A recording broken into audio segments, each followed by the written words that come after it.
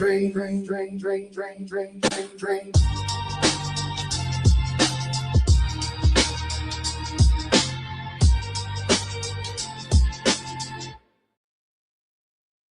Yeah.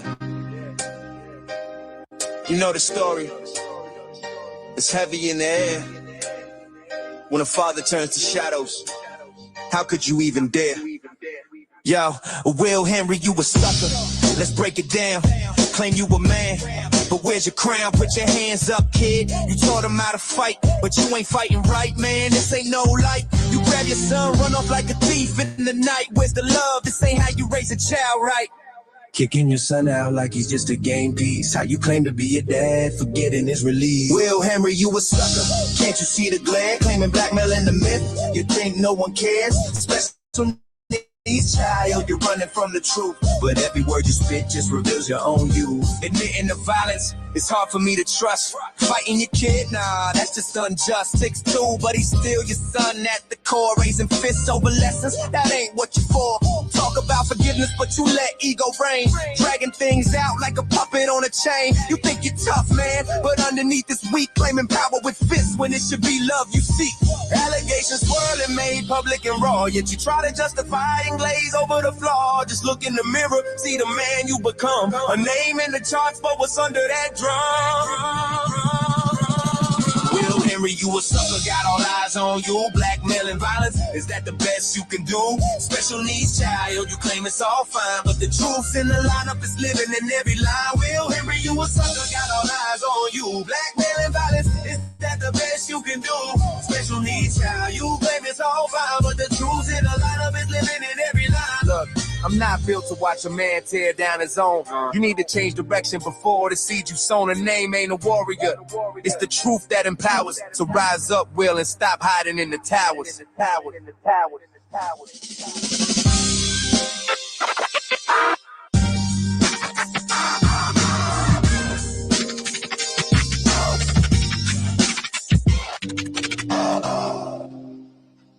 Yeah. You know the story. It's heavy in the air. When a father turns to shadows, how could you even dare? Yo. Let's keep it real. What's going on, everybody? How are we doing? No detail too small. Yeah, you thought it was cool playing those sides, right? Recording Karen, yeah, you lied and denied, man, what a sight. Double down on the mess like it's all a game. Talking big, selling our world, but don't it feel lame? Jokes about her parents started making tough, but she lost her home, that struggle is rough. You asked her to rock it with you, to hit the stage, but she turned it down, see who's stuck in the cage. Turtle, where's the hustle, where's the grind? Living on the couch, man, that's no way to unwind. Your case came along, put you on a path. While Karen stays real, you just do the math. Free Karen, we ain't stopping now. Shout out JFK, Heavy kept holding it down. Jay Brill with the beats, yeah, we spitting facts. Turtle's just a mirror showing all your tracks. About Karen? How many clever ways can you call someone to see you next Tuesday? Yeah, we spitting facts. Turtle's just a mirror showing all your tracks. Karen ain't never treated you with hate or spite. Never shared your secrets, never dimmed your light. But you took them shots, throwing dirt in the game, putting her on blast like it's all just for fame. And let's talk about the couch, man. That's where you lay until the truth hit. Then you found your own way. She didn't mock you, nah. She was family, no lie. But you breaking that bond, bro, that's goodbye. Turtle, listen up, it's time to rise. Living in the shadow, all those tired. What's going on? Welcome, everybody. How we doing? Shout out to Jay Brill out in the chat, man. What's up, Jay Brill? Holding it down. Always holding it down. Shout out to Jay Brill. I mean, much respect. I got still much respect for Jay Brill. You know, for my own reasons. You know, but shout out to Jay Brill. You know, I don't think there's anything fake about Jay Brill. You know, stand up dude. Shout out to Jay Brill. No, shout out to Eddie Obrien and the entire O'Brien family. You know, shout out to them. Guess what? I got it for my glasses. You were offended by that. Right. I fucking hate you anyway, and I don't want you watching my show. I don't care. You're not my kind of person. I don't like you. You're not fun. right? I don't want you over here. And normally, if I wasn't drama free, I'd really go off on you.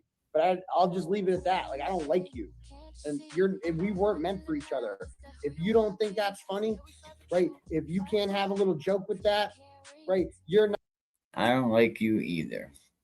I don't like you either. I love hearing that message, though. It just gets me, it just reminds me the reasons that I don't like this guy. You know, it just reminds me of all the reasons why I don't like your boy. You know, let's see what's going on over here. You know, the members already know, but yesterday I had my, let's see, my number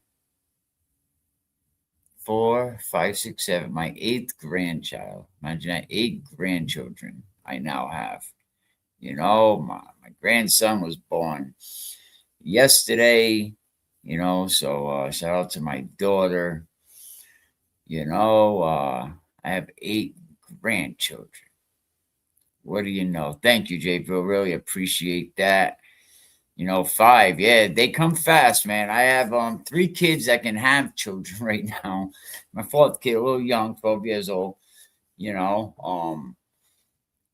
and as I go over that David investigation, you know, with the girl Celeste, and I look at my, thank you, appreciate it, Erin Murphy. You know, yes, it's a wonderful thing. I love all my grandchildren, man. I love them all to death.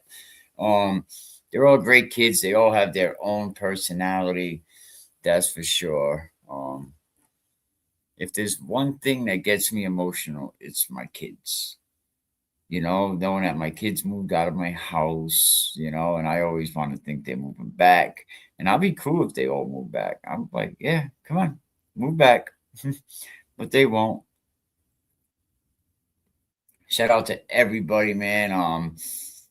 You know, we all want the same thing for Eddie, I believe, right? I think we all want the same thing for Eddie, right? I mean, if you're not down with free Eddie Obrien, I mean, I'm not sure why you even watch, you know, but not everybody that says free Eddie, I think, is interested in freeing Eddie. You know, you ever notice how everybody says they want justice, you know, and right up until, you know, you start showing them that he may get justice, but the second you pull up,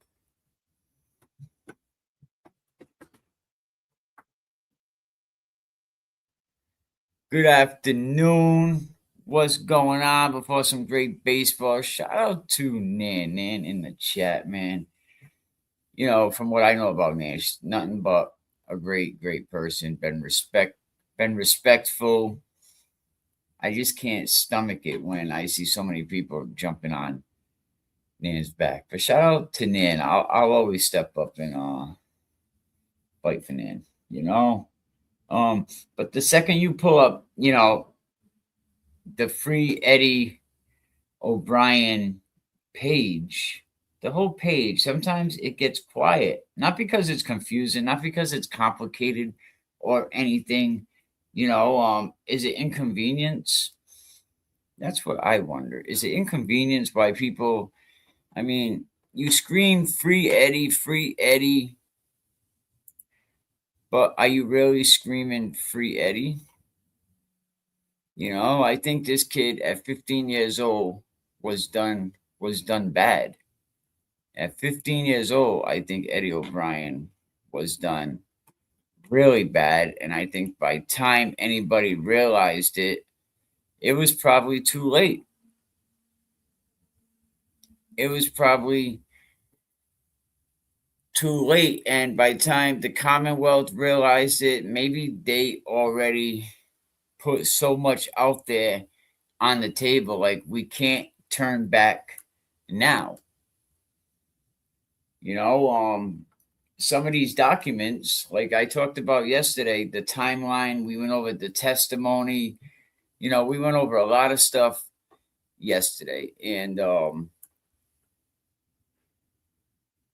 you know, over 30 years, For 30 years, this is forcing people to look at the parts of the story that don't fit neatly into their version that they've been repeating. But I think Eddie Obrien, from what I researched, has been saying the same shit for the last 30 years. Imagine a 15-year-old boy going to jail 30 years ago. And I think back, my son reminds me a lot like Eddie Obrien, big boy, soft kid, shallow kid, don't want all the attention, don't want all the limelight, is just very compassionate against, towards his friends, and I think of my son at 15 going to prison, and getting sentenced at 17 for a crime that as a parent, I don't believe really happened. I would have to went to jail with my son. I would have had to I'm going with him. I'm going with him. I'm going to protect my boy. But when I look at this, we all want the same thing for Eddie stuff. But then I look around and I'm like, no, you don't. Just things that you do. A palm print. We look at the palm prints on the dining room frame, none matched to Eddie, none matched to the family, none matched to Ortiz, right? Or did they? Or they were never put into APHIS. They weren't put into APHIS, not then, not now, not ever. See, that's not speculation, right? That's not rumor. That's not the internet theory. Once the Commonwealth went so far and really was putting it on Eddie, and then they find out that it might not be Eddie, but we can't turn around now. So the Downing, right? Downing family, they didn't test the blood on the Downing family. They didn't test the DNA on Adi Ortiz, on Paul Jr., on Paul Sr. You don't test the blood and DNA on the ex-husband?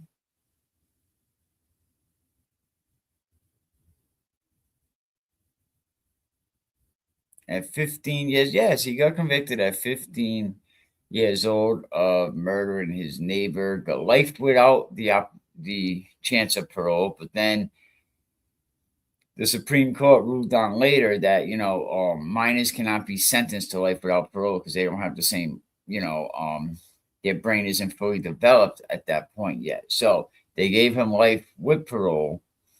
But once you see it, you can't unsee it. Once you read it, you start asking questions, right? And once you start asking questions, the whole open and shut case narrative, it just starts leaking like a cheap inflatable pool. So here's the truth, right? If we all want the same thing, if we all want fairness, we all want transparency, we all want to see if Eddie got a real shot at justice, right? Then should we be pushing the one place that's actually putting the documents out there? Should we be pushing the Truth About Eddie Obrien website? The website that's not hiding behind emotions. It ain't hiding behind a grift, no opinions, but showing the actual receipts. A website that says, here, look for yourself and make up your own mind. Why are we not pushing that website that has everything that we are looking for? Because supporting that isn't controversial. Supporting the Truth About Eddie Obrien website is supporting Free Eddie.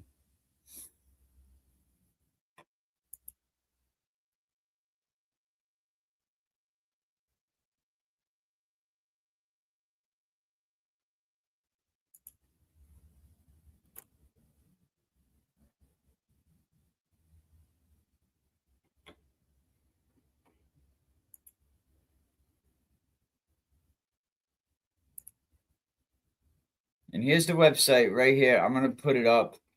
Once you see it, you cannot see it. Here's the website right here. The Truth About Eddie Obrien.com. Go to it, read it, learn it. live it, donate to it. When I seen that the Rule 30 motion had only 300, and I don't know, it was under $1,000 inside the war chest, trying to raise money for the Rule 30 motion. Well, supporting this isn't controversial. Come on, you must support this. It's common sense. If you are truly for justice, you have to be for information. And if you are truly for Eddie Obrien, you should be for anything that brings clarity. Why do you not want to support the website? Why do you not want to push the website? I mean, and if a simple, website with a bunch of PDFs, I mean, I hope that don't trigger people. That's not your problem. That's their conscience just trying to reboot. So yeah, push the website, share it, talk about it, shine a light on the free Eddie Obrien, the truth about Eddie Obrien website, because the only people who fear transparency, are maybe the ones that benefit from the doc.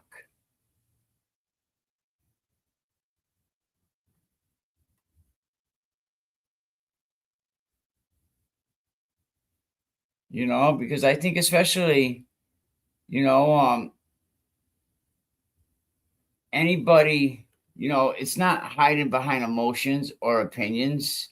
It's not selling merch. It's not pushing conspiracy theories. That truth about Eddie Obrien is doing something way more dangerous than all of that. It's showing documents. It's showing actual facts.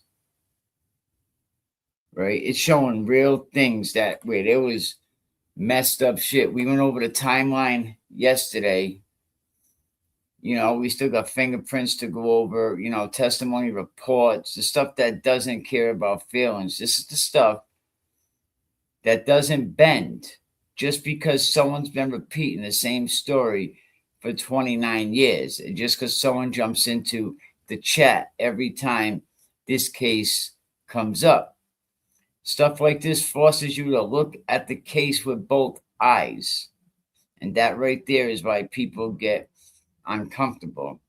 It thinks it's going to slow their streaming down, because once you see the evidence laid out, the timeline, the inconsistencies, the missing pieces, you can't go back to the simplified version of the story you heard back in 1995, 30 years ago.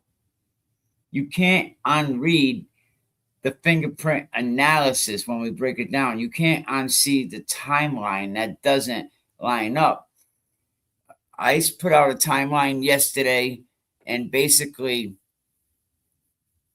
5 minutes, Eddie would have had to go in there and do all that 98 times, whatever, take the bra off, put the bra on. Come on. I have a hard enough time taking my wife's bra off. Never mind putting it back on. Forget about it. Now, and that's where help. That's where her moving, turning over. Come on, guys and females. Men are not good at the bra thing. So you're telling me a 15-year-old boy did all that with blood splatter analysis, got no blood on him, right? And I'm sure they gave him the luminol test. I'm sure they put the blue light on him. So anything he could have washed off him. And another lie about AudioTs is that Eddie washed off with the garden hose. There was no testimony that ever happened.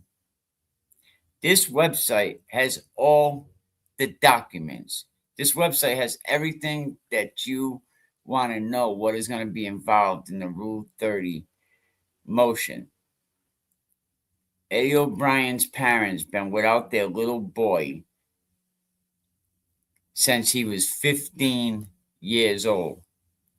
That would break me down into little pieces. I told you where I would be. I would be up in the joint with him. I'll be doing a bid with him. And if I get out, I turn around and I go right back in and do the bid with him. I'm not saying that's what Mr. O'Brien should do. No, not at all. This is just me. You know, this is just what I would do. But all these documents, you know, and once you see the stuff laid out, the inconsistencies, the missing pieces, you can't go back to that same version that you've heard what happened. You can't unsee a timeline that doesn't line up. You can't tell me that the little boy that's carrying a little girl across the street 1 minute, 6 minutes later is committing this horrific story. This, you know, this site, it doesn't tell you what to think. It tells you what is in the actual record. And that alone is enough to make some folks start sweating. Maybe some folks don't ever want to know if the grift could stop. Maybe some folks don't ever want to know if we all want the same thing. Is everybody screaming free Eddie really want to free Eddie? I mean, the part that really blows my mind, everybody says they want fairness, they want clarity. Everyone says they want transparency. Everybody says they want the freaking truth. But does everybody want the truth? Do they?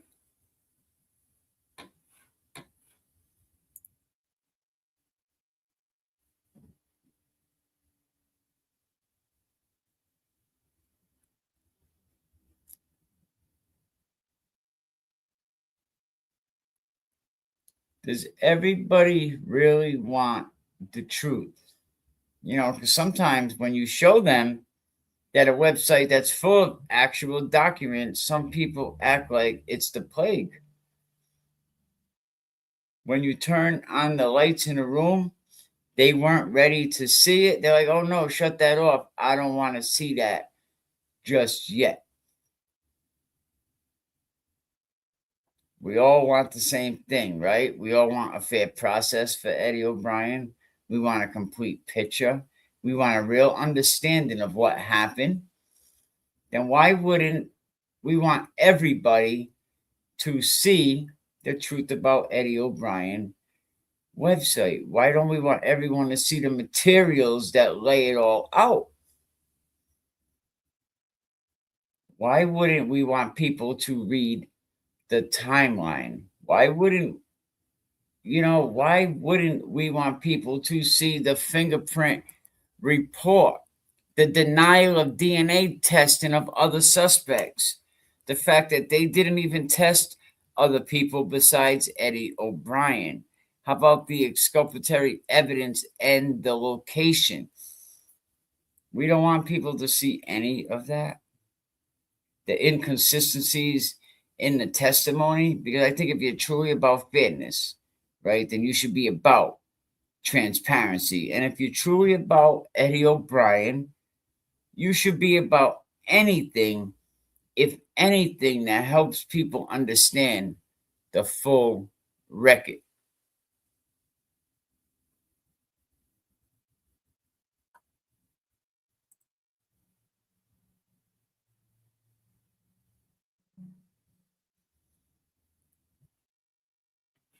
You know, so we should want everybody.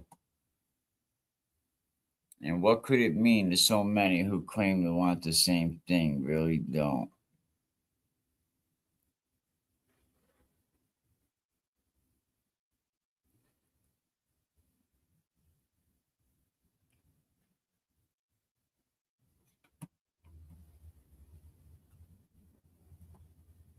What could it mean? I mean, this isn't about sides.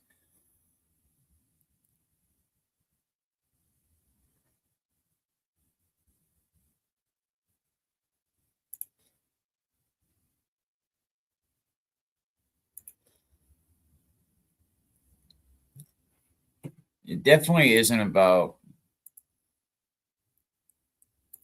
Oops. Okay. Especially isn't about taking a side.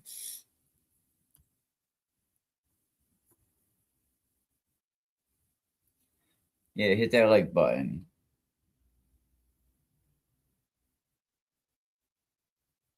Yeah, justice for all, and we definitely want justice for Janet.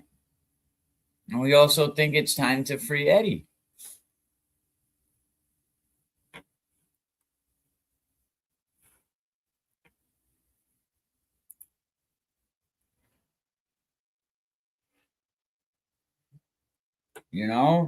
It might be just time to free Eddie.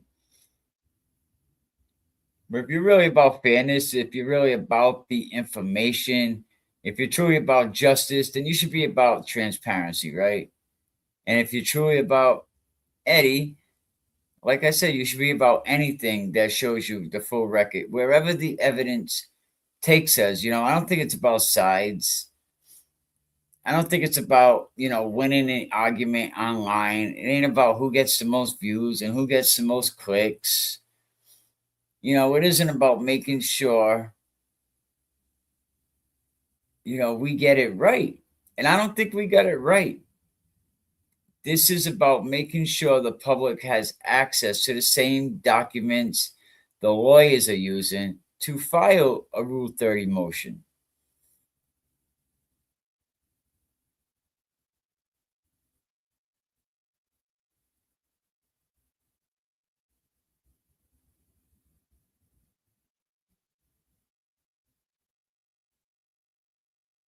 But I think this site is a good vehicle. This website, let's call it a vehicle, right? Not a conclusion, not a verdict. This is a vehicle, a way for people to see the timeline built from witness statements, police reports, maybe a way for people to see the fingerprint analysis that found 0 matches to Eddie now, 0 matches and multiple unidentified prints. Right? So Adi said it was the prints that convicted him. 0 matches. They couldn't exclude him. A way for people to see the testimony inconsistencies that were never addressed. The truth about Eddie Obrien is a way for people to understand why a new trial motion is being filed, why it should be filed. The truth about Eddie Obrien, it's a resource, it's a library. The truth about Eddie Obrien, it's a map of the case as it actually exists in the records. And if you care about the truth, whatever the truth may be, you should want people to have access to it. Yes, there's a lot of fuckery in this case. Exactly.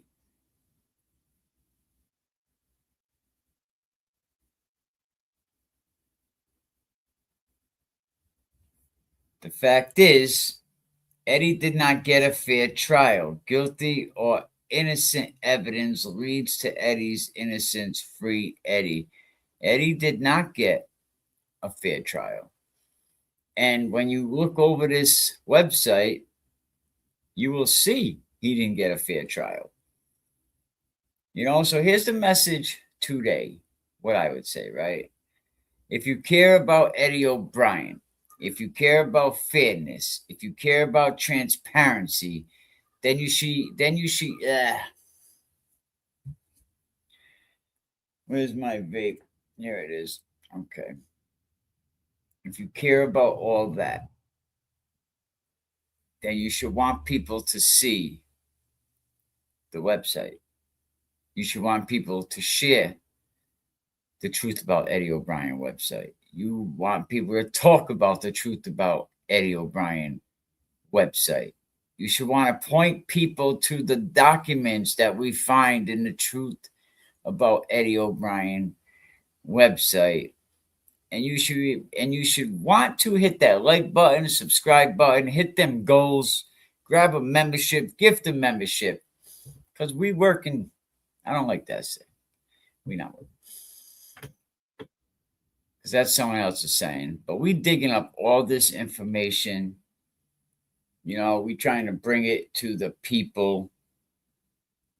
Because the truth don't need protection, right? It needs visibility. We need to see the truth. And that's today's episode, So if you're listening right now, take a minute when this show is over. Go back and look at the documents for yourself. Not the summaries, not the opinions, not the chat, right? Because the more people who understand the full picture, I think the closer we get to real clarity. And real clarity is something that everybody should want. So I think, thanks, Jay Bro, appreciate that. I don't want to steal you guys' slogan, but I'm saying that, I really feel for Eddie. I know what Eddie, not that I know what he's going through, because I never picked up a life sentence.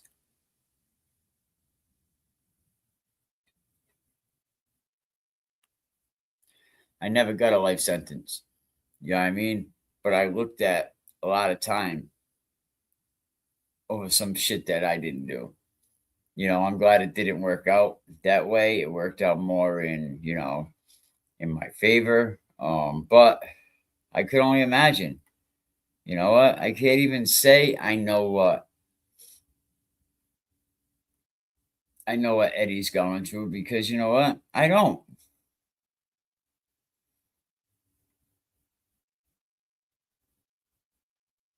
But these are the fingerprints they don't want you to know about. Let's pull these up. Let's see.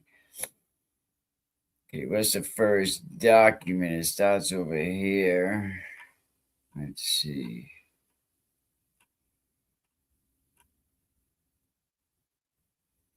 All right, during a pretrial motion, Eddie's attorney requested that he be provided with any other fingerprints that were discovered at the crime scene and put into the AFIS computer system to see if there were any matches. The ADA, Tom O'Reilly, said that there were no other fingerprints found at the crime scene.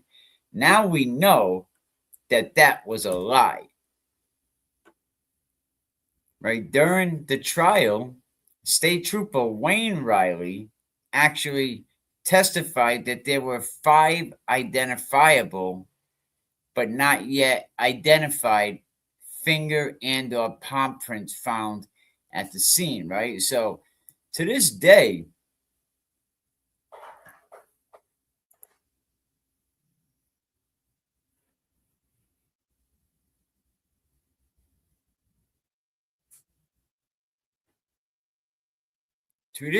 those 5 identifiable but not yet identified finger palm prints have not been submitted into the AFIS computer system. Why would the DA back then, his office, lie about the prints and not have them put into the AFIS computer system?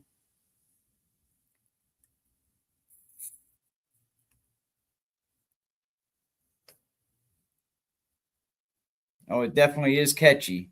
Absolutely.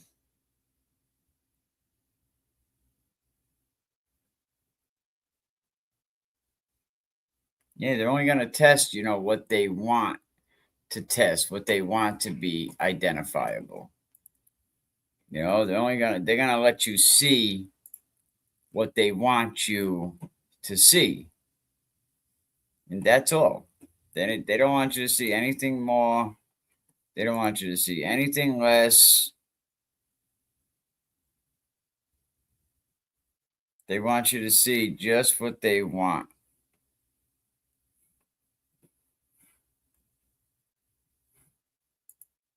So many damn windows open. Why would the DA's office lie?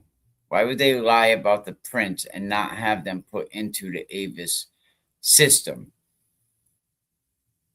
Let's get into the transcripts, page 31, line 1. Problem with that, Your Honor? The court. Good, Mr. O'Reilly.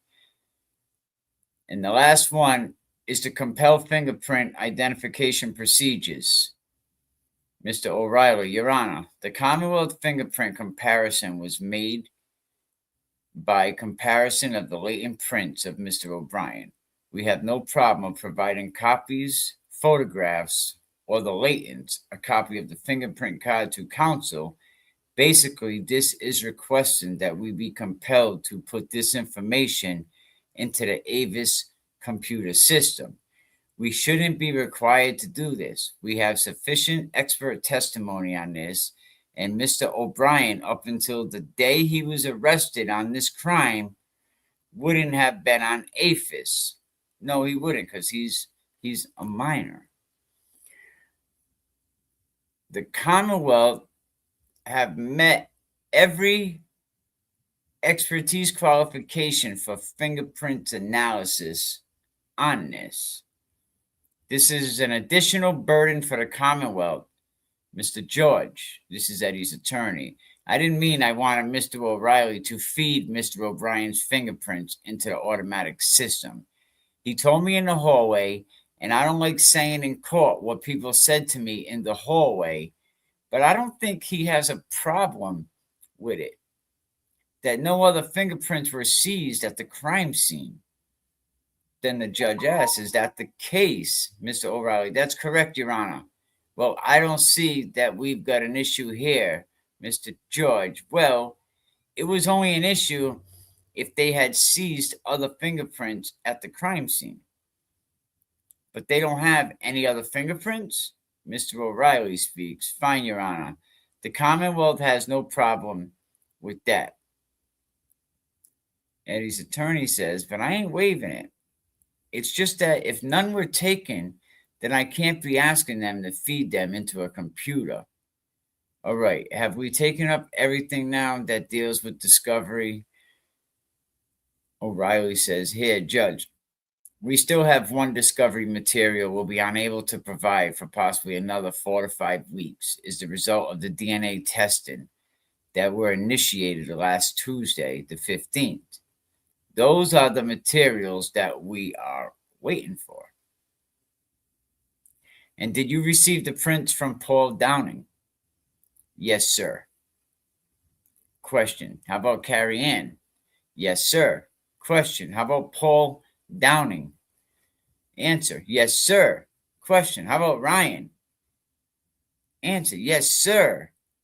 How about Ardez John Ortiz? Yes, sir. Carol? Yes, sir. Now you have identified some prints at the scene. What prints were you trying to identify when you received these prints? They're just a one palm print. And where was that palm print? That palm print was on a door frame. Which door frame?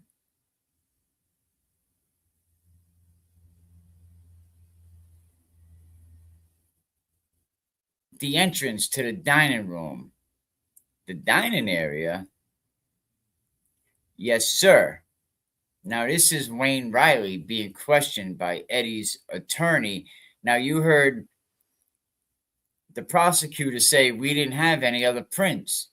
Then why is Wayne Riley testifying that they do have other prints, but the DA said no? See what I mean? Look over here. We don't want you to see this, so we want you to look over here. Question, when you actually did your printing in this case, how many unidentified prints did you find other than the prints that you told us about here, which you identified prints? Answer, 5. Whoa. Wait a minute, 5.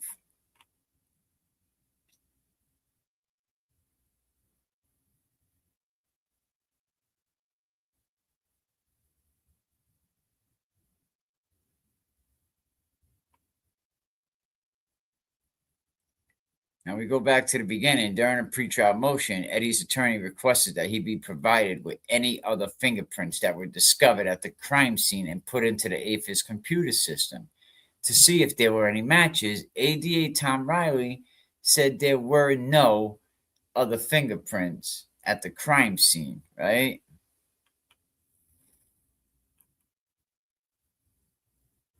Did you receive prints from Paul Downing? Not Downing, Downing. Yes, sir. How about Carrie Ann Downing? Yes, sir. How about Paul J. Downing? Yes. Ryan Downing? Yes. Adi John Ortiz? Yes. Carol Ortiz? Yes.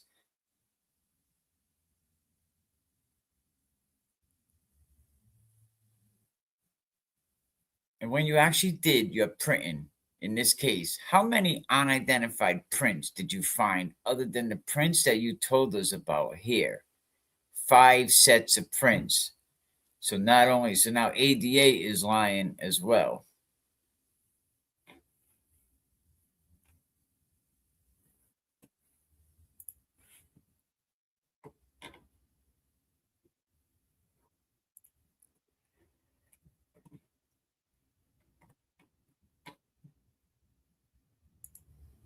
So the ADA is lying as well.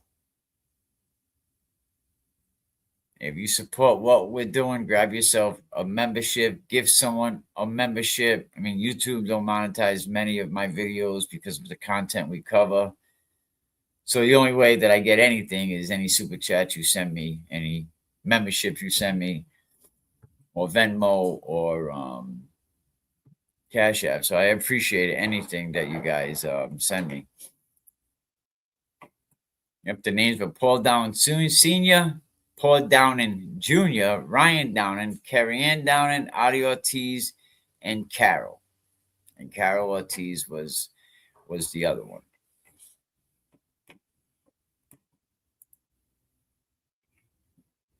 So, and latent print 1D, is it fair for me to identify, do you remember where latent print 1D is on?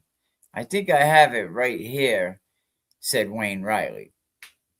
And where is that? Said Mr. George. This is the basement post. 1D is on. Okay.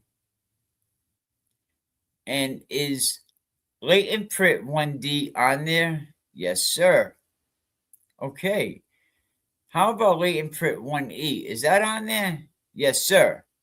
And latent print 4, is that located in the first floor bathroom? That's not a print. Okay? That's an area that was examined. Did you examine another area where you found an identified print other than on that post that you were looking at? Yes. The bathroom and the door frame. And is that latent print number 4?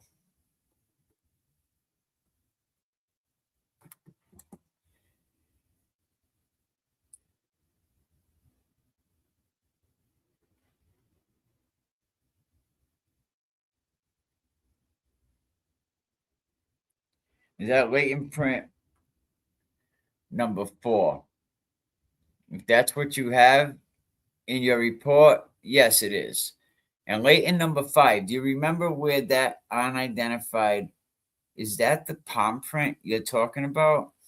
If I could see the report, says Officer Brady. Officer O'Reilly.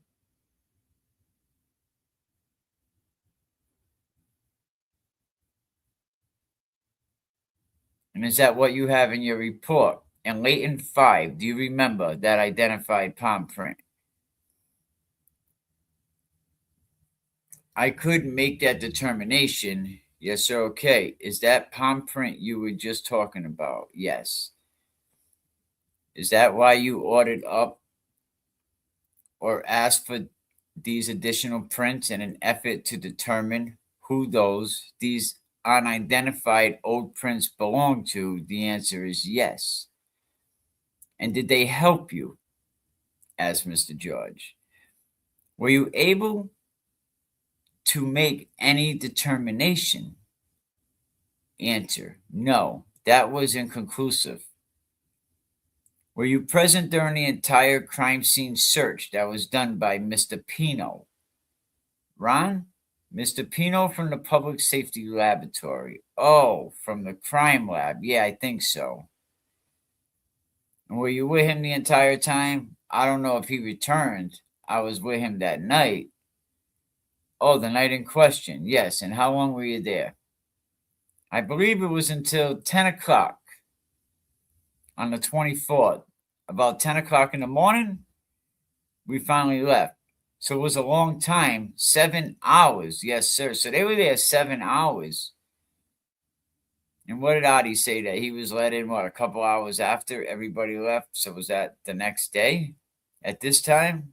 10, 11, 12, 1, 2, 3 in the afternoon? That would be 4 or 5 hours after they left. And you were there the entire time? Answer, no. Now, you were examining the crime scene. You have already told us that you didn't find anything of importance on the kitchen door. And you didn't find any. Did you examine? Are there any other doorways in and out of that house that you remember today? Other than a cellar door? The front door? How about a kitchen door? Yes, there were other doors, but they weren't indicated. They weren't part of the crime scene, as I explained. The trail. What we do is we follow a trail of blood. Wow, so unless there was so what if the killer touched one of the door frames that wasn't in the crime scene? That kind of don't make sense. We only test what's in the trail of the blood. So in other words, you were following blood. Yes, if we have been there for a century or something like that, is that what you are? No, I'm looking for prints. Were you examining all the doorways to see where a person would come in or go out or may have left prints? We viewed the doorways, but again, we worked along the crime scene. The entire house was not the crime scene. We spent that time looking for details in the crime scene, which was the foyer area, that narrow area walking through the dining room. So as it went on the left, the angle, the blood trail went to the basement door. And that's all we have for that report. So when ADA, here we go, we got a $4.99 super chat, gotta love it. Thank you. Shout out Rando, a real one. Always holding it down. Thank you. Welcome. We welcome everybody. And we also welcome Erin Murphy to a new member. Yes, I am going to be covering Celeste. I want to talk about Celeste coming up very, very soon. What happened to that poor little girl? Such a shame, and it kind of these kids are growing up way faster than they should. We'll check it out. Give me a minute. I'll be right back. All right, put a little music. We'll be right back.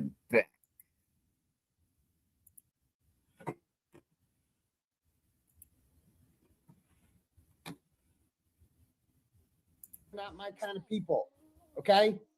You're not my kind of people. You know who can take that joke? Karen Reed can, because she's a tough mofo. She's been through a lot. She can take a joke, okay? Not all you motherfuckers out here acting like you're offended by that. You guys can't take the joke, but she can, because she's tougher than you, right? You don't speak for her. She speaks for herself. Only Karen Reed speaks for Karen Reed. New rule. Thank you.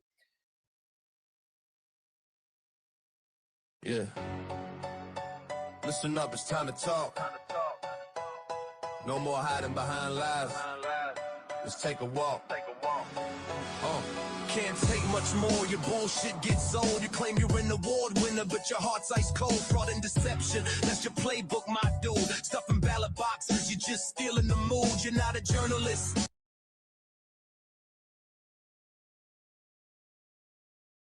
Nah, you're just a blogger. Wanna be on top, but you're playing the wrong card here. Change the game, now you flip the script. More despicable every day, got your whole life flipped. Turtle boy, we see through the mask you wear. Truth tells, cutting deep like a knife, it ain't fair. Turtle boy, you made this mess, you drown in your lies. Only you to blame, it's reflected in your cries. Turtle boy, we see through the mask you wear. Truth cutting deep like a knife, it ain't fair. Turtle boy, you made this mess, you drown in your lies. Only you to blame, it's reflected in your cries. That Baker broke and he stands tall. Ain't that the truth? Locked in the battle with the heart of gold. Got proof, Down syndrome. Never a reason to attack. You act like a coward hiding in your own whack. You call it journalism, but I see through your game. Pathetic little loser, you should be ashamed. Turn the mirror, see the monster that you grown. Can't wash the dirt, it's forever on your throne. Turtle boy, we see through the mask you wear. Truth cutting deep like a knife, it ain't fair. Turtle boy, you made this mess, you drown in your lies. Only you to blame, it's reflected in your cries. Turtle boy, we see through the mask you wear. Truth cutting deep like a knife, it ain't fair. Turtle boy, you made this mess, you drown in your lies. Only you to blame, it's reflected in your cries. Standing with Aiden, Kate the will, no thanks. You're marching down a path where nobody gives thanks. Ray from Dallas and the McHale recruit too. Associate to mess with nothing good to pursue. Shirley Max, we heard the toughest cries, mama's pain, but you drowned them all out, left them lost in the rain. You created the shit you're sitting in now. The world ain't your playground, so take a bow. Can we keep it real? Let's break it down clear. You're not even close to the truth, you just disappear. So hold your breath, think about what you've done. Living in your fantasy, but you're weighing a ton. No applause for the fraud, no crown for the fool. This is from your boy, let the truth be the tool. We can't take much more, and neither should you. Time to face the truth, it's the least you can do. Shut it down, turtle boy, let the real ones rise. This the gritty anthem, no more disguise. Turtle boy,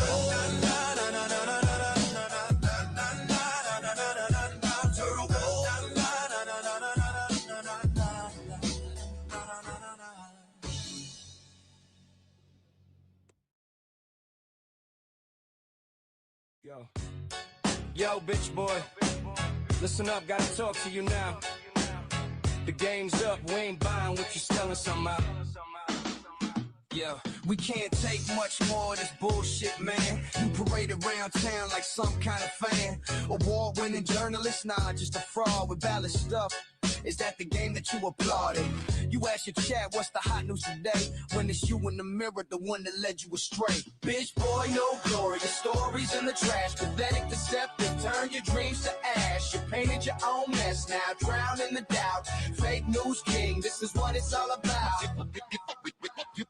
You became the cringe, the laughing stock of it all. Claiming awards, but it's just a paper wall. Blogging ain't journalism, see that's a crime. Real talk, you spitting slime, wasting all of our time. Shout out to Ad Baker Broken, he's down with the cause. Don't you dare attack, that ain't no applause. Stand with the real, never with the fakes. Cause we don't fuck with clowns and all the moves they make. Bitch boy, no glory, your stories in the trash. Pathetic, deceptive, turn your dreams to ash. You painted your own mess now, drown in the doubt. Fake news king, this is what it's all about. Fake news king, this is what it's all about.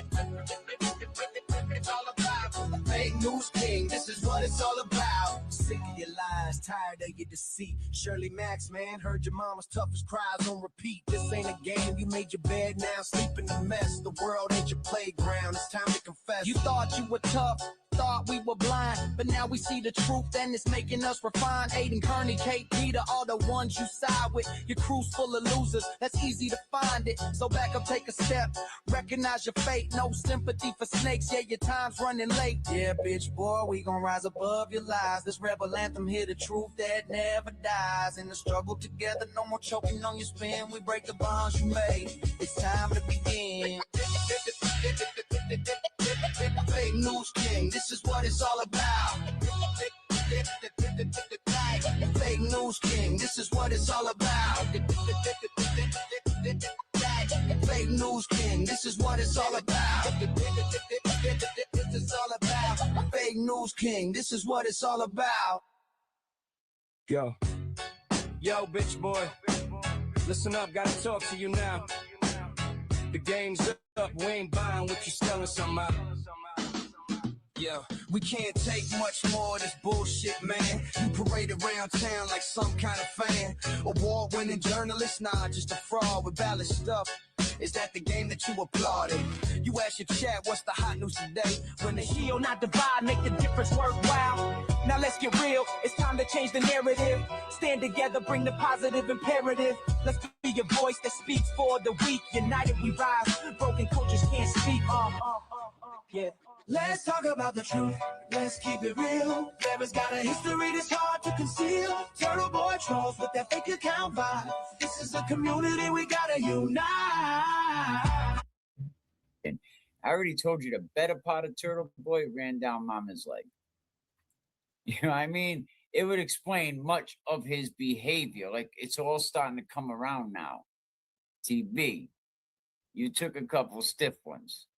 Like you even said in that video, you know, when you that disgusting video when you're talking about the kids about taking a hot one, you know, like, and I'm sorry you had to go through that, TB. I'm sorry you were traumatized as a child, man. Or whenever that happened, because it could have been an adult knowing your weird ass. You know what I mean? But I really believe that you went so crazy on Alex because it was you that was abused. Was it a stranger danger? Or was it like, you know, dad's best friend, Uncle Willie, you know, or the guy that kind of came over, you know, like the pretend uncle? Or was it a stranger? Because you remember that stranger danger shit years ago? Stranger danger, watch out for the stranger. But it wasn't the stranger that was molesting your ass. It was someone in the family? What was it, TB? And please, somebody clip this and send this to him because I just want him to know what I really think of him.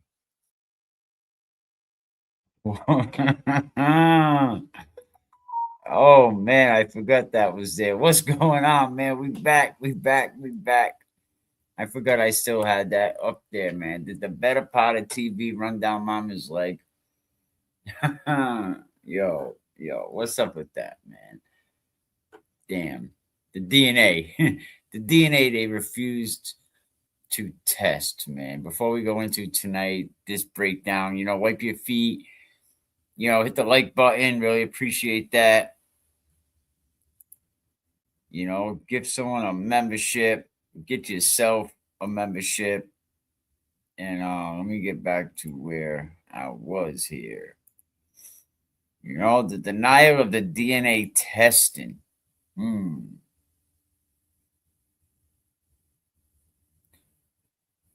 know, but welcome back, man. So, like I said, before we get into this, wipe your feet, you know, hit the like button, all that good stuff. You know, we got a new song at the end. I just hope I remember. Just like it was never random houses with the poison candy or razor blades and candy bars. Absolutely. You know, so did the better part of Turtle Boy run down Mama's leg? We gotta know. We gotta know, Turtle Boy. What did Mama tell you? My mom told me that, so I mean, don't be ashamed. You know, there's nothing wrong with the better part of you running down Mama's leg.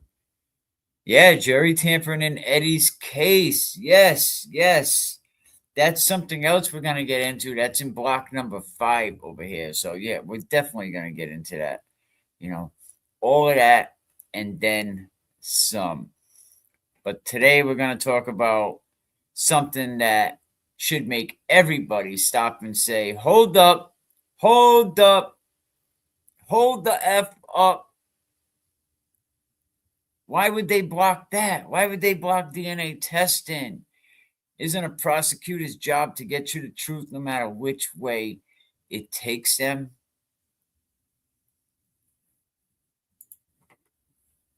Big shout out to our big supporter, Randall supporter, keeping it real goals, hitting up a $4.99, and a new member. Big shout out. We gotta scream the new members. Erin Murphy, 3653. I always, after the lives, the members get the shit first and foremost.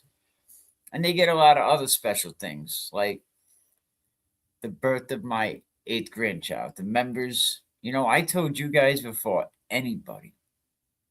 You guys knew before. I didn't even put that on my own Facebook yet. I didn't even call my mom. My members got it first. Because that's what I think of y'all. You are first in my book, man. But looking at this pretrial transcript, straight from the Commonwealth's own damn paperwork. And what I started seeing was just wild, right? And let me walk you through it. I'm not an attorney by any sense of imagination, just what I read. I know common sense. I did try to be an attorney one day, a couple times, but it's not working out on this lawsuit. Not the one I got now. I need an attorney. So if anybody wants to represent me pro bono, you know what I mean? I got no money. But Eddie's attorney filed a motion, right? A simple, logical, common sense motion, asking the court to hand over the hair and the blood samples, right, of Paul Downing Sr., right, Paul Jr., his brother Ryan, the sister Carrie Ann, right, Adi Ortiz, and I think Carol Ortiz. Why? Isn't that something that we should ask? You would think that you people live in the house. A night before, I think one of the kids, gave his mama, opened a can of whoop ass. Like that is ever acceptable. No friggin' way. No way is it ever okay to put your hands on your mama. Just like it was never. He said, hold up, wait a minute.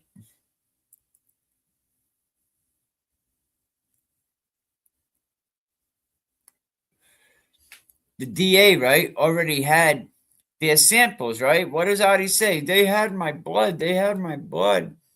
But did they ever test it? And Eddie's attorney wanted to compare those samples to the blood and hair that they had already found at the crime scene. So it makes sense, right? If you're trying to find the truth, right? If you're trying to get to the truth, you test everybody who could have been there. You ain't just testing me. If I'm with Jay Brill and all them guys over there, and they just test like James Jackson, right? And they go like a real hard on for James Jackson, and they don't want to test the rest of us. Like, what's the difference? The ADA, he jumps up like the defense just asked for the nuclear code, saying, whoa, complete objection, Your Honor. Objection, complete objection. There is no basis for this. What do you mean there's no basis for this? No basis to compare blood found at a murder scene, right, to the people who lived in the house. Can you please make it make sense? This is as bad as the Alberts. You're not going to go in the house? Make it make sense.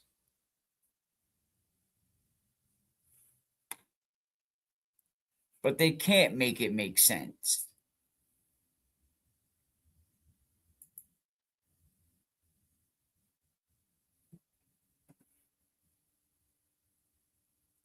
They can't make it make sense. So I'm not going to go back too far. Let's see.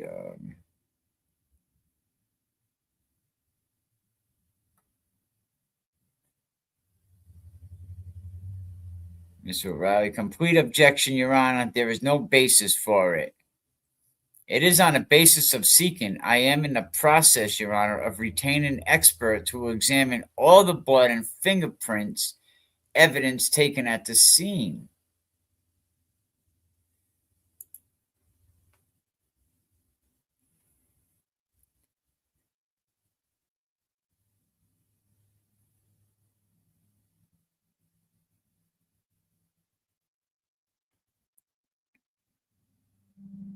I feel and I submit to the court that on the basis of the case law in the memorandum, and that's attached to the memorandum of the motion for evidence of the other suspects or Commonwealth's knowledge of other suspects in this case, that's a great basis for a Rule 30.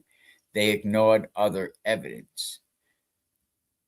On the basis of that same case law, that I have a right in defendant Mr. O'Brien to examine and secure as many possible blood samples as I can to compare them to what was found at the scene. That's why I'm seeking these things I need.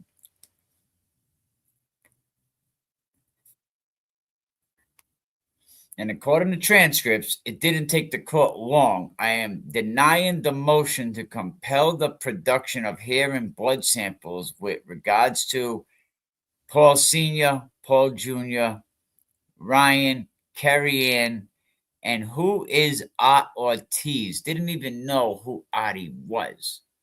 A brother-in-law of the victim, Judge Ann Art Ortiz. Please note my objection, Your Honor.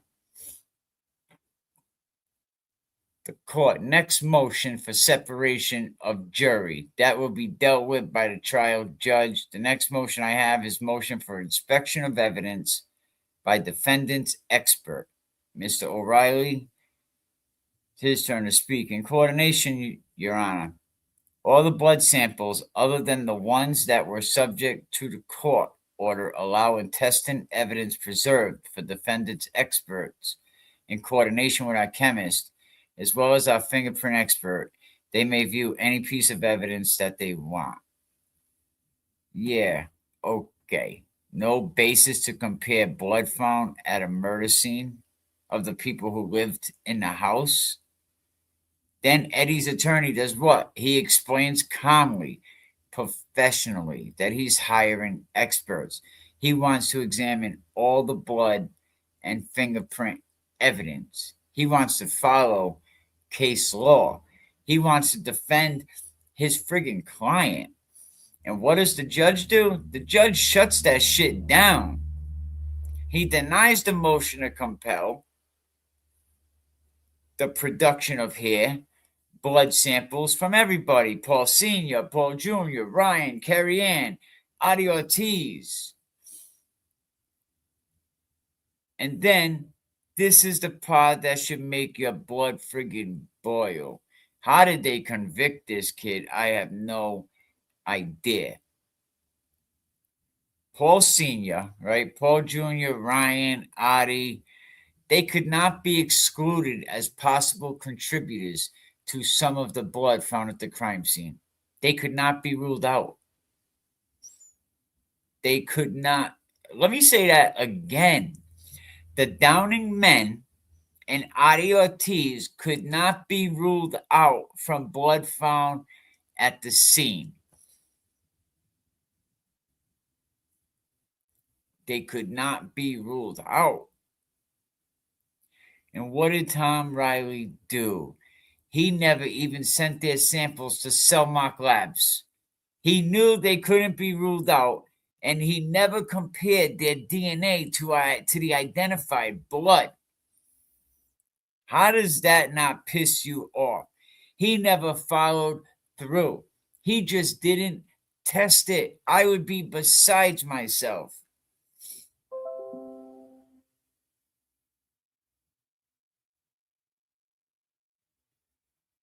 I mean, I would just be besides myself. He never even tested it. Like, imagine that. Shit, never tested it. So let's get this straight. You have unidentified blood at a murder scene. You have multiple people who cannot be excluded from the blood. YouTube already said this video is not monetized. Damn it. You have multiple people who can't be excluded from the blood. You have their samples in your possession. the defense, right, begs you to test them, begs you, like, please, please, Your Honor. And the Commonwealth says, no, we ain't doing that. We're not doing that. That's not justice. Fam, I'll call you guys my family, yo, family. Like, listen, that's not justice, man. That's not due process. That's not a search for the truth. That's another cover up, cover your ass maneuver. Another cover up. Because the second you test that blood, the second you compare it, the second you run the DNA, what happens?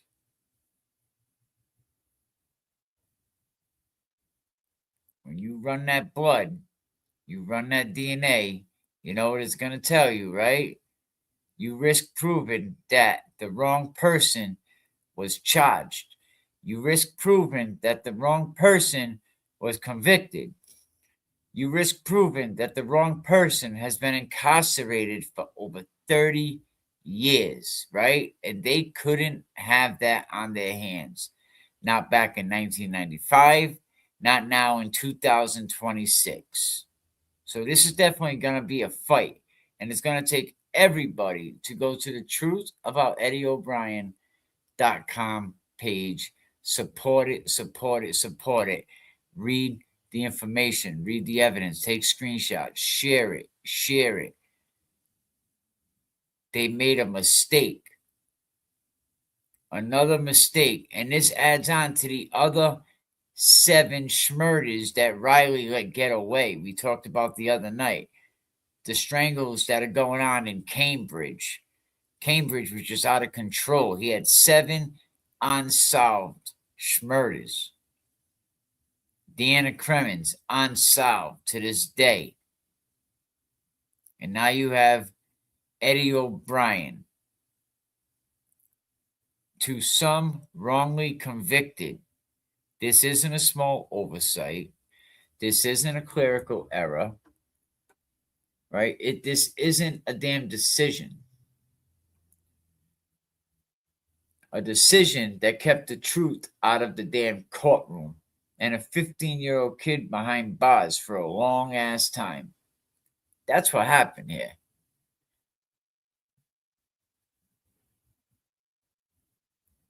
Are you picking up what I'm laying down, chat?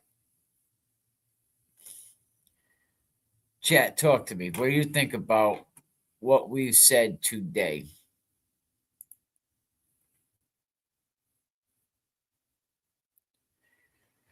The 2 of them in a pissing match over who got what spot the stream was crazy amusing.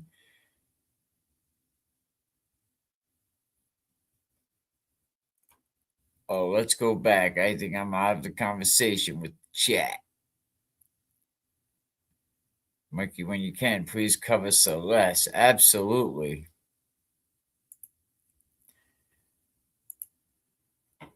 Welcome to the members. Grab yourself a membership. It's only a couple bucks. It's a small fee to help out another creator. Appreciate it.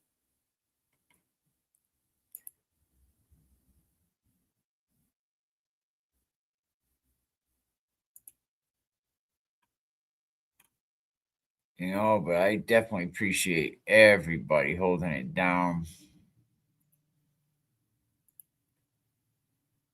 Yeah, we're going to talk about Celeste. Maybe we'll do that. 6 days ago, it says currently. Mikey did one video so far in David Celeste. Not sure if you were here that day. Yeah, I did a video a couple of days ago.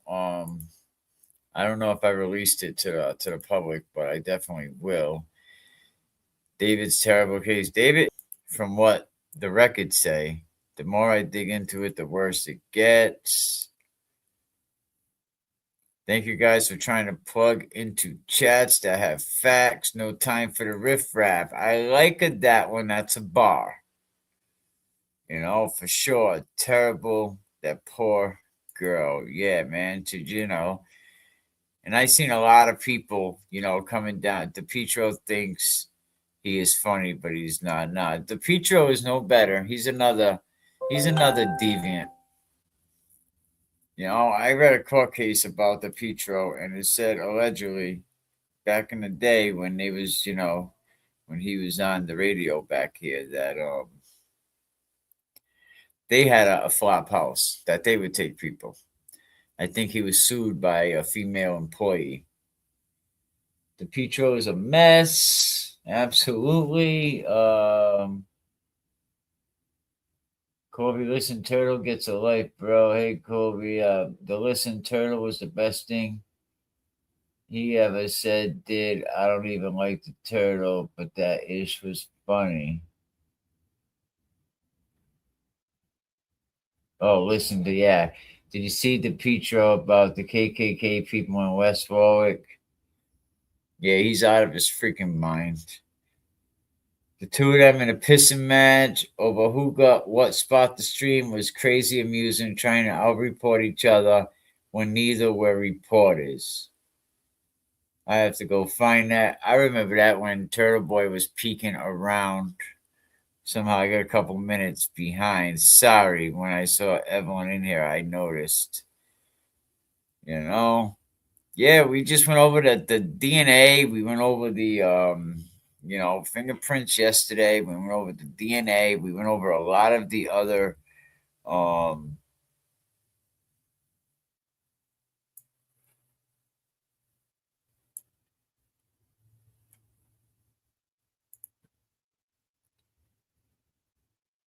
one second.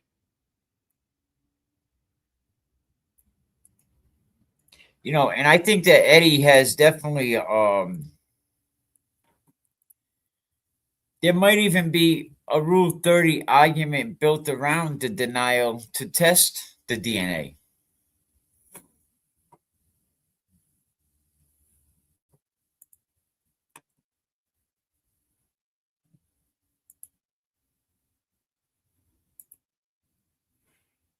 There might even be a Rule 30 motion. I mean, they should just he needs to just cram everything he can into the Rule 30. If I was doing a post conviction argument, I would probably say, Your Honor,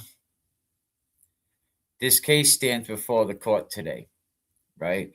Not because of new rumors, not because of new theories or new speculation. All right, let me see if I can find a better screen for this.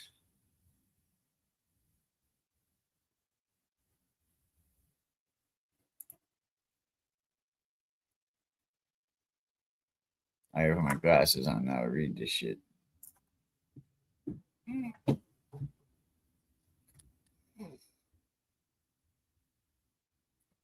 If I was Eddie a family, I would be so upset. Absolutely.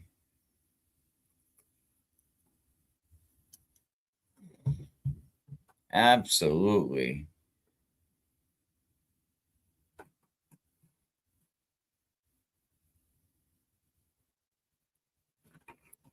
Yeah, I would probably say, Your Honor, Your Honor, Your Honor.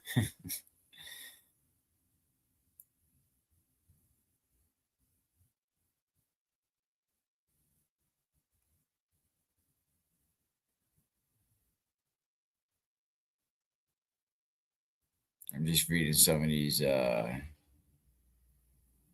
comments.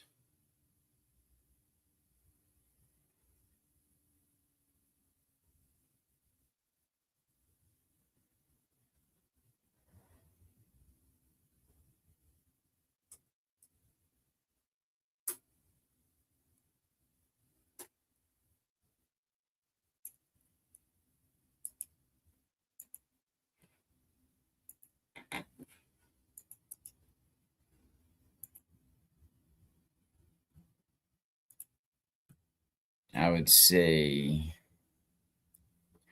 what would I say? All right, let's see.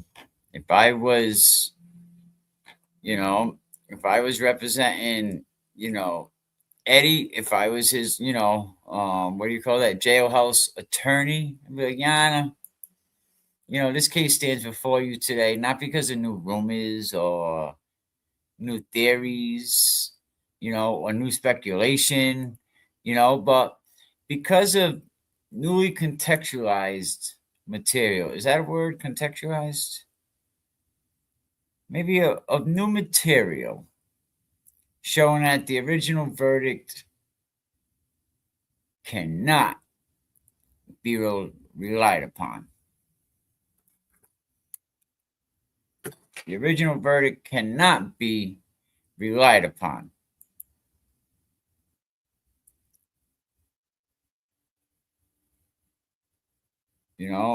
At the center of the Rule 30 motion, is a simple, undeniable fact, Your Honor, that the Commonwealth had the blood, they had the hair samples of multiple suspects, right? And they refused to test them. This is not a minor violation, Your Honor. It's not a strategic choice, right? It's a constitutional failure that undermines the integrity of the court. There you go. Maybe that's what I would say. But really, it really does. I mean, because the Commonwealth, they had the Downing's family, they had their blood samples.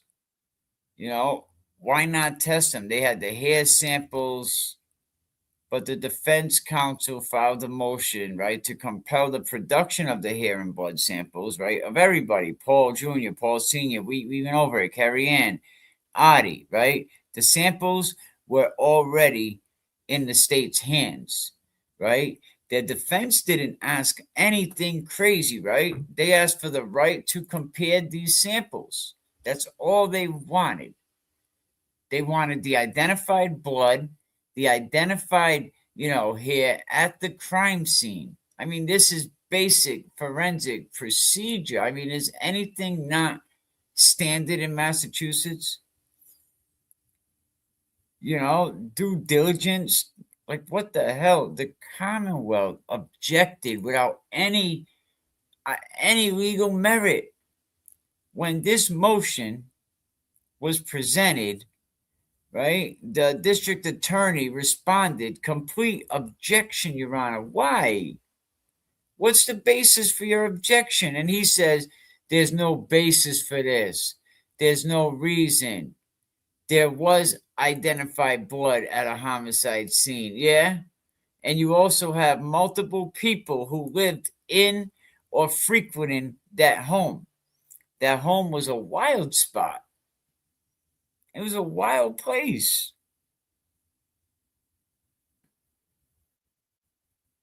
It was a wild place, so why not?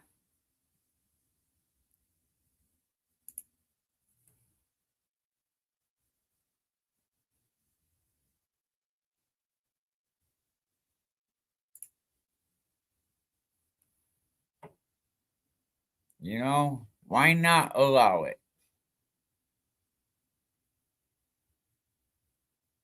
People that lived there, people that went to the house.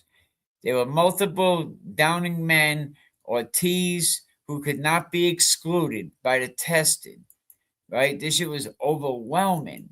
And the judge denies the motion, blocking the defense from testing the samples.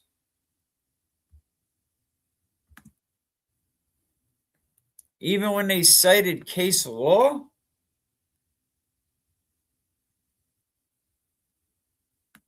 The court denies the motion to compel, right? It prevented the defense from testing the Downing family samples, testing Ortiz's samples, right? Comparing any of them to any unidentified blood.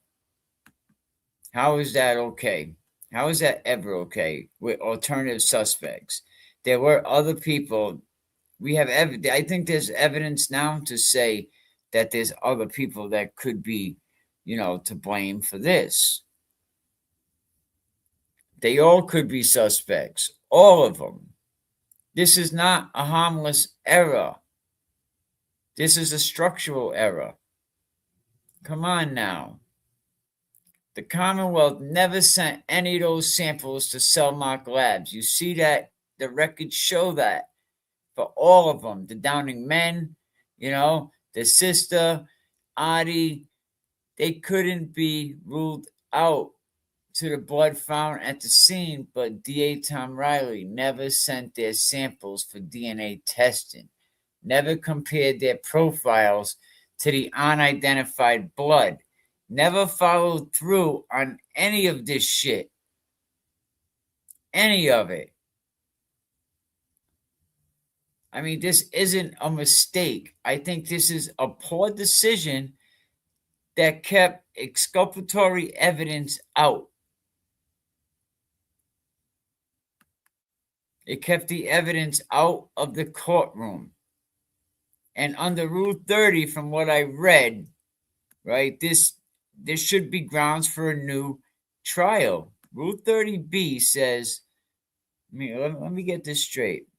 It says, when new evidence emerges, previously unavailable evidence becomes material. The original fact finder lacked critical information. The integrity of the verdict is undermined. And here's a few that apply. New evidence, the newly contextualized forensic record shows that multiple people could not be excluded from crime scene blood, a fact that the jury never heard. B, previously unavailable evidence, the defense is denied access to the samples. They were prevented from conducting an independent testing. The evidence was unavailable through no fault of the defendant. And C, materially, had the jury known the Downing men could not be excluded, Ortiz could not be excluded, their samples were never tested. Bingo! Give me a new trial. See you later. We done here. We done. Right? Give him a new trial. Give your boy a new trial.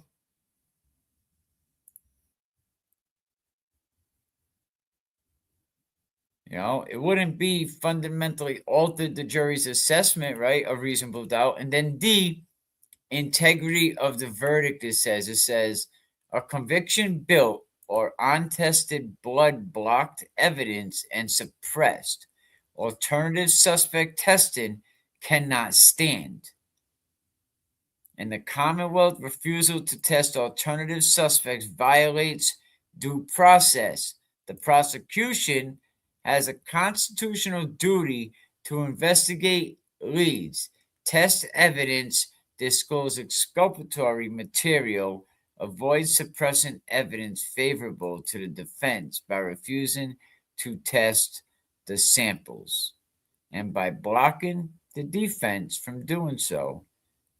The Commonwealth violated, it says, Brady versus Maryland, Kyles versus Whitey Chambers versus Mississippi, Massachusetts, Rule 30B. And it's not a technicality. It says it's a miscarriage of justice.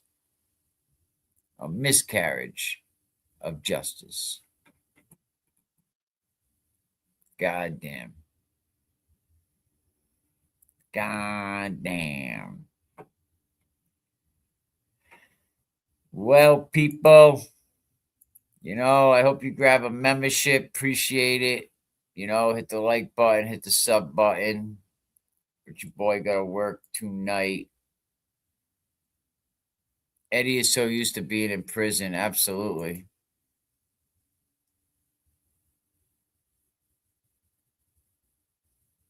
Did they win?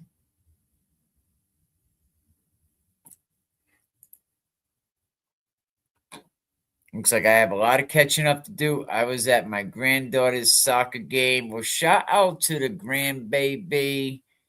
Aren't they awesome? Grandkids are great. What's like awesome about grandkids? When you have enough of them, you can send their ass home. unless they live with you.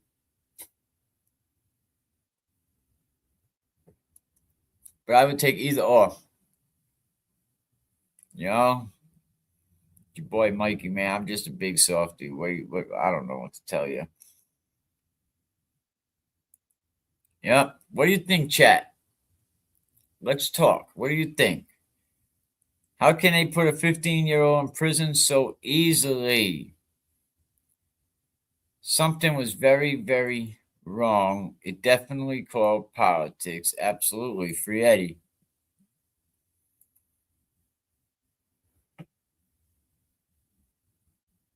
Oh, thank you. I appreciate that.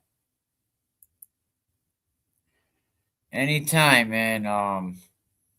It was fun. It was freezing in third and fourth grade, 0-0, no overtime. Yeah, in that grade, it's just as long as they're out there having a good time, teaching them the game. There's a lot of things to teach in that, but by the time they get to high school, man, if they stay at it, they'll do all right. Maybe we can go over a cross-examination script of the ADA next time. There's still a lot more that we could go over, the exculpatory evidence and locations that were found. Let me pull that page back up.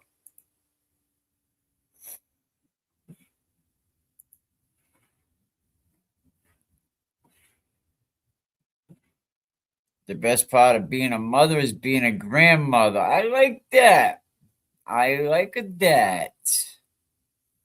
I say the same thing, except the best part of being a granddaddy. Actually, I like that. That was awesome. What am I looking for? See, I'm confused now.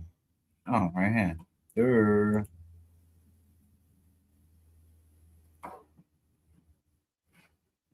Absolutely, Randall. Thank you. Always try to stay safe. Shout out to Jay Brill, always holding it down in the chat. Go check out Jay Brill on all his social media pages.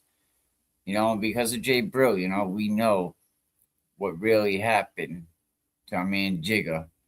So rest in peace, Jigga. Justice for Jigga. We still need to get justice for Jigga up there. Because it's not right what them Haverhill cops did.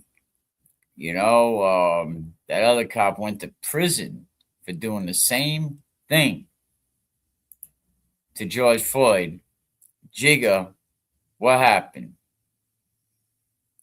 So, rest in peace to Jigga. We pray for Jigga's family. We pray for Jigga's mom. What that poor lady went through. Yeah, definitely. Oh, shout out to Eddie Insco, man. My man Eddie. What's up, Eddie? The new defensive coordinator. And listen, if y'all need any heating work, any duct work, I'm trying to start my channel. I have 93 subs. Yo, go check out Jay Brill over on YouTube. We're definitely gonna have to blow that up. What's the name of it? Put the name of it in the chat. We all gonna have to go find out the Jay Brill channel. But listen, if y'all need any, where was I? My man Eddie, he don't mind going into Massachusetts either. Ian M, reach out to him. He does mini splits, all that stuff, installs, heating systems. Reach out to my man Eddie. He does great work. Let him know that you heard it over here on the podcast. He'll even throw you a discount. Probably like, bro, I didn't say that. Yeah, he did. But shout out to my man Eddie. Go over there and check him out. I only have 2 shorts right now. It's all good, man. Start out with the shorts. Get it going. You know what I mean? You ever want to come on the show for content? We can do something to get whatever you need, man. Anytime you need me to come on your show, let's do it. I'm going to try to get to Somerville this weekend and try to get some footage. There you go. You know what I mean? Maybe you could Try going into some of them old timers into the coffee shops. A lot of them hang out in Burger King now at that dollar coffee and see if they remember, you know, Mr. O'Brien, that was the police chief. Ask him if they remember stuff. But yeah, go check out Jay Brill. Anything you need, bro. We all got to stick together, push each other. I'm going to try to get in 71 Boston Street. Oh, that'll be nice. Just, yeah. You know, that would be very nice. Get in there, talk to the new homeowners, ask them if they ever heard anything that went on. Jay Brew was a great addition, to what they have going on over at the JFK show. And don't forget the truth about EddieO'Brien.com. The truth about EddieO'Brien.com. Nail it in your head. The truth about EddieO'Brien.com. Go check that page out. That page is loaded with facts. You want to know the truth. What did Eddie say to this parole hearing? What did he say?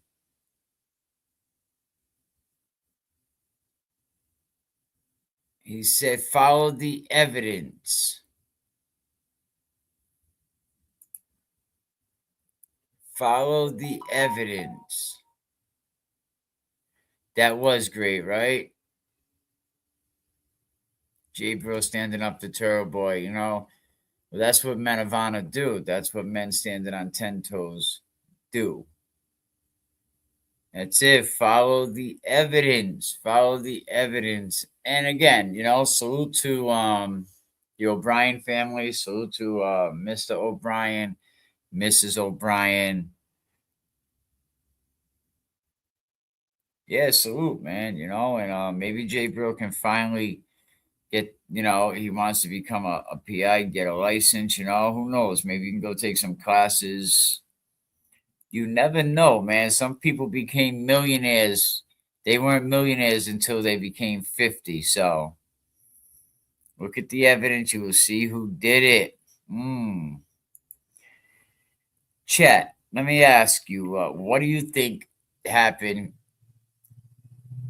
I know a lot of us don't think Eddie got jumped, right? Even though a guy passed away, there was a statement made, I believe, that said that, he seen the kid get jumped, right? So I think Eddie got cut in the house, and that's why he made the story he got jumped.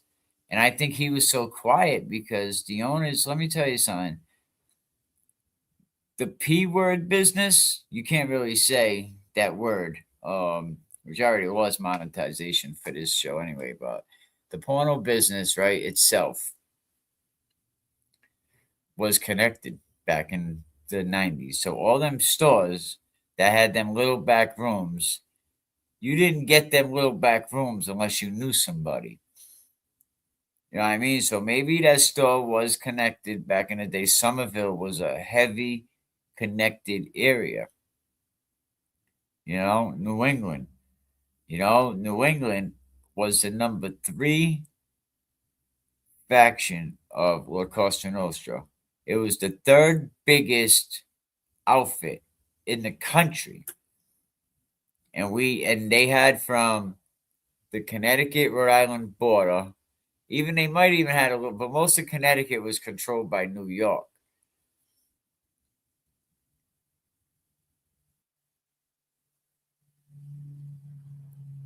It was right there. So you had from there all the way up New England, So you had New England had the Boston, the guys that took care of Boston, and then they had the Providence outfit.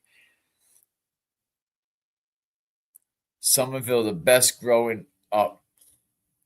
So I think back then in Somerville, anybody that had them, them videos in their stores was a connected store. So maybe that's why Eddie kept his mouth shut.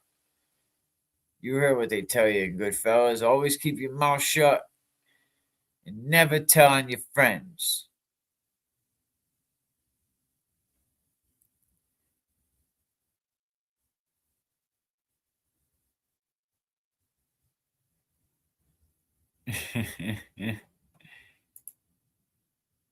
And never tell on your friends, but yeah, so we're still going to go over the exculpatory evidence, the July 27th report, the jury misconduct. Wait till we get to the jury misconduct part of this.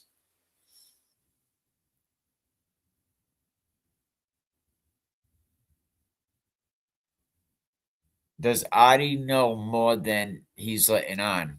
I mean, once you stop and listen to the playback, you hear him stutter a couple times. Who in the chat thinks Adi, had more to do with it?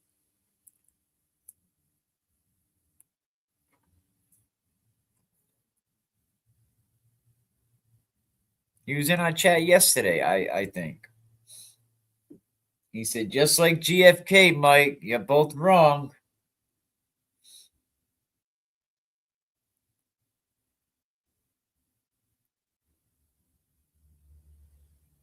Adi did me. Adi is a key player.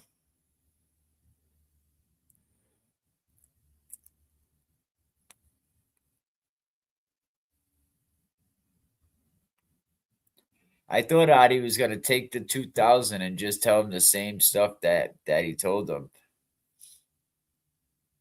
He may just be cleanup man. I mean, Adi, he knows something. Why didn't the DA test Adi and the Downing, right? Did I get that right? Why didn't he test the Downing's argument? Why didn't he test their blood?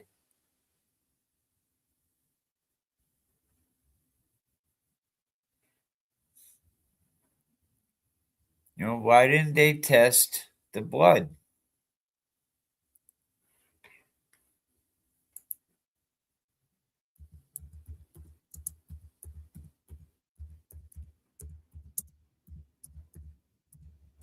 What questions would you have for Adi?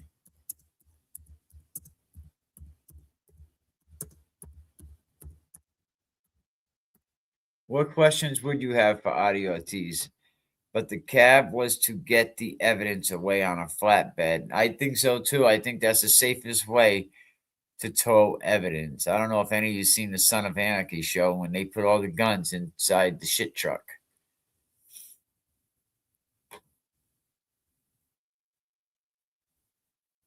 I wouldn't pay a penny to listen to Adi.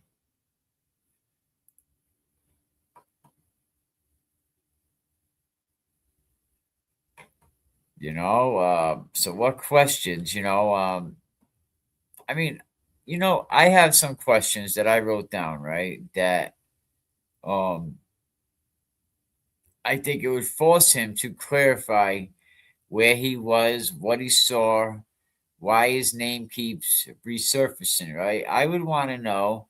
And Jay Brill, you're welcome to your Eddie's aunt. No kidding.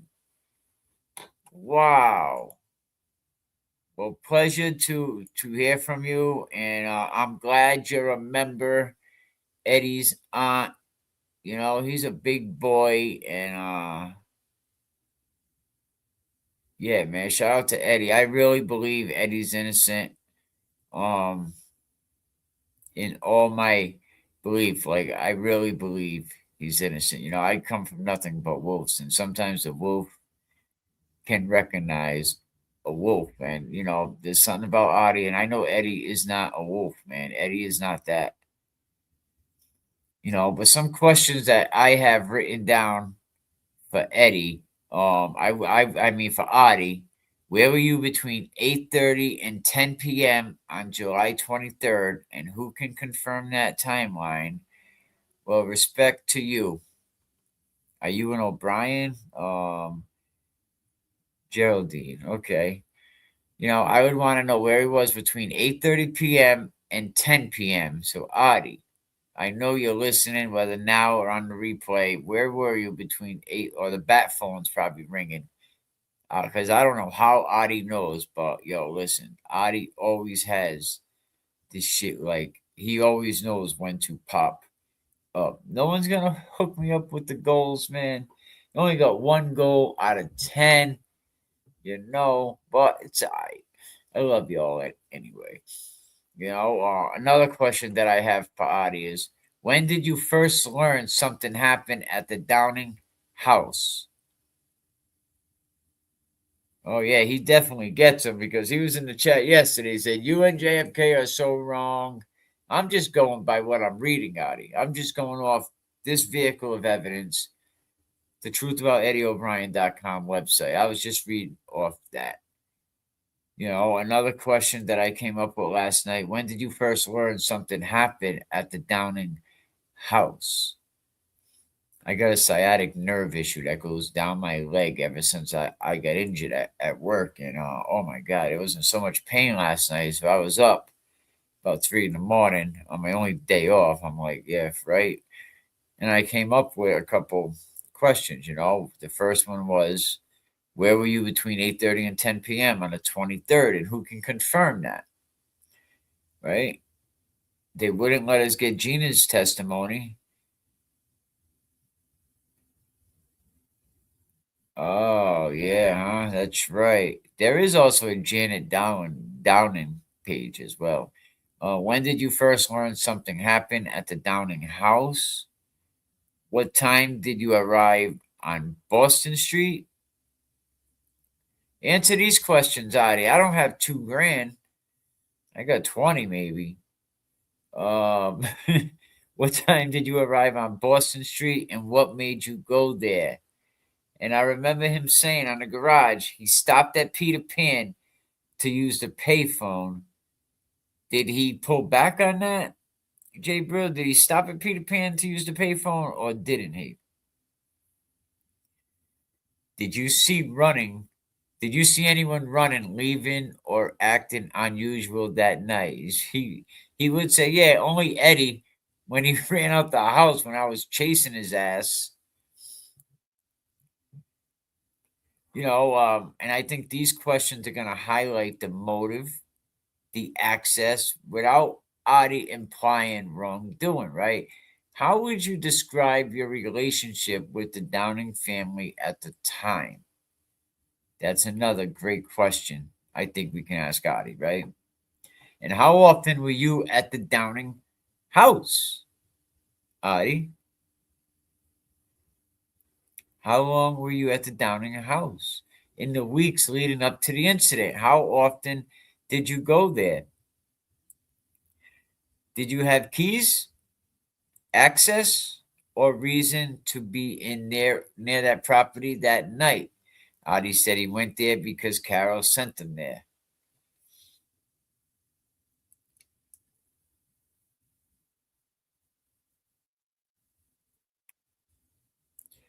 And why do you think your names appeared in multiple witness statements and reports?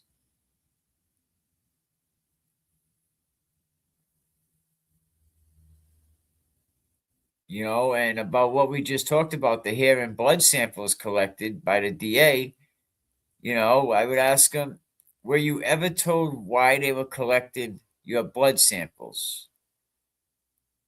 Were you aware of the serology testing showing that you could not be excluded as a possible contributor to some blood samples?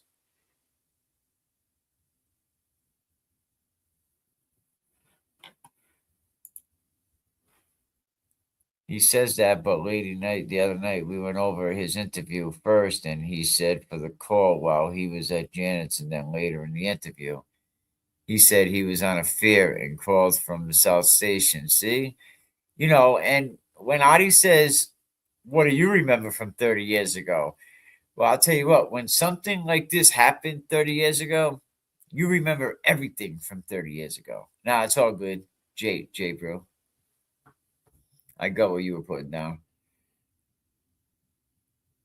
Look, when Jai, right? Cornell Young Jr., his name was Jai. He was a friend of mine. He was a Providence policeman. He got shot by another Providence policeman in Providence, right? The night that Jai went down, I remember everything about that night.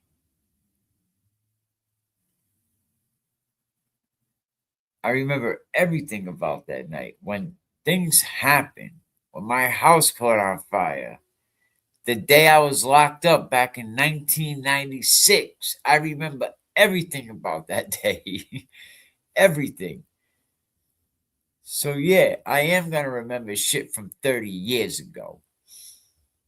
I ain't going to remember something random from 30 years ago.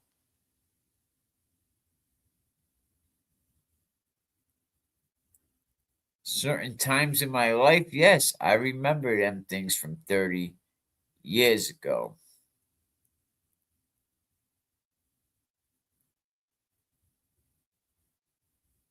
Did anyone ever explain why your DNA was never sent to Cellmark for comparison? That's what a lot of people, he keeps saying, they have my DNA. They have my DNA, but they never tested your DNA, bro. They never tested it. And people are on your biscuit, Adi, because you get caught. You lied. You lied over and over again. So, did anyone ever explain why your DNA was never sent to Cellmark for comparisons? And do you believe all the people whose samples were collected should have been tested? That's a great question.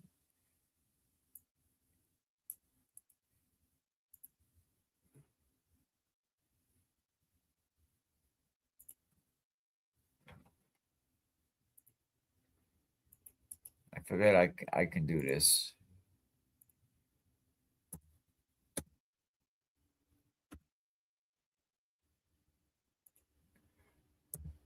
I'm going to put a poll out there. No, not that kind of poll. You can't dance on it, ladies. Stop it. Do you believe that all individuals whose samples were collected should have been fully tested? Don it. You know what I meant. Can I edit this? Yes, I can.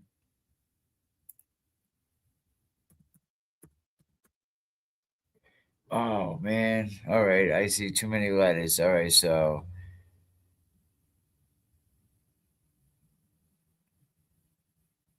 I'll get rid of do you.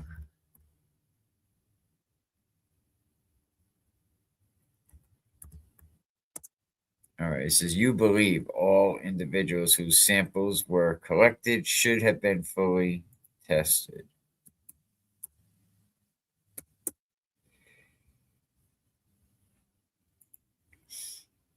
Y'all know what to do.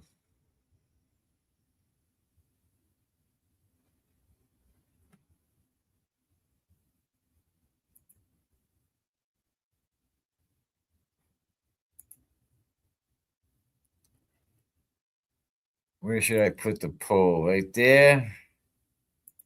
They're trying to press on. They're like, wait, stop moving the damn thing. All right. No more, I promise.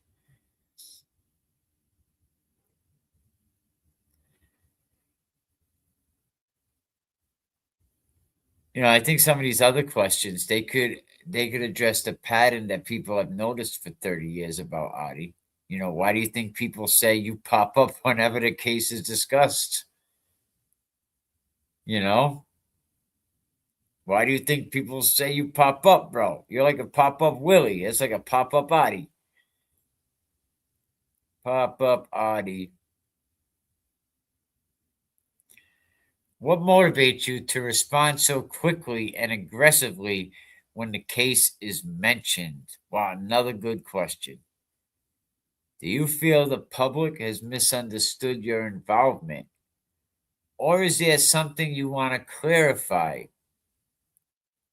I had all these questions prepared in case Adi ever did pop up. And why do you think your name has stayed attached to this case for 3 decades? These are all questions that I had ready for Adi Ortiz. These are all shit that I had ready.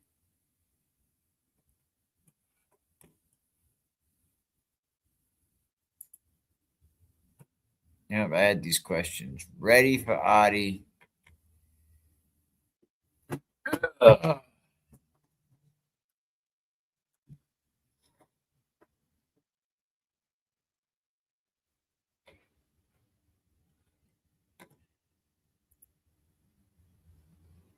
No poll. No, the poll's on the screen, isn't it?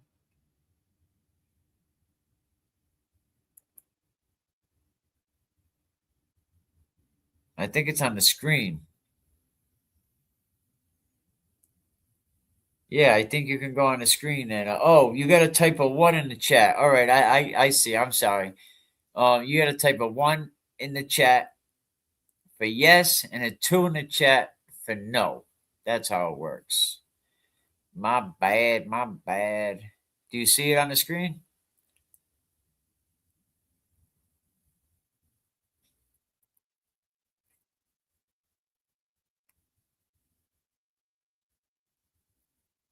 Who does want to go to jail though?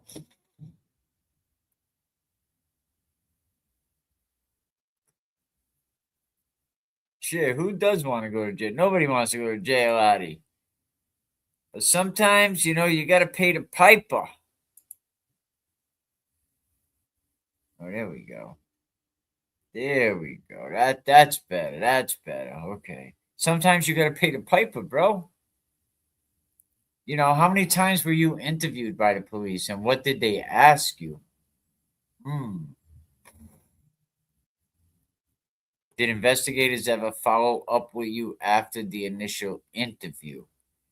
Were you ever asked to provide additional information? If so, did you? Do you believe the investigation into your potential connection was thorough? See, these are all questions that I would like to ask Adi. I don't think he's going to answer them.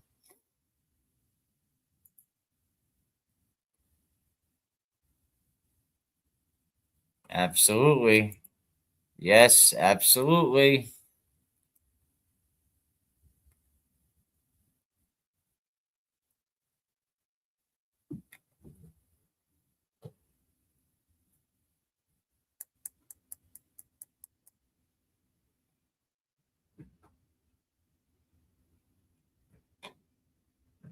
Absolutely.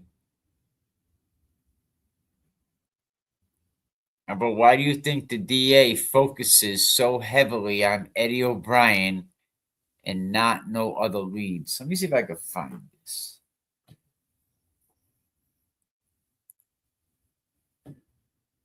Um,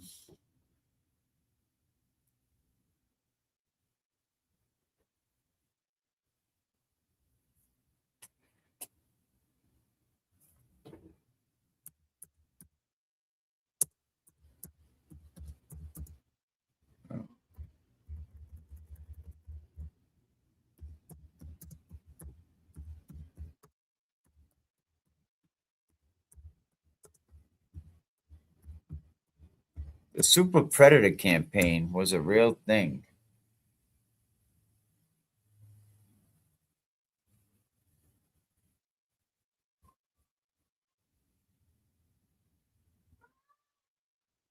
What?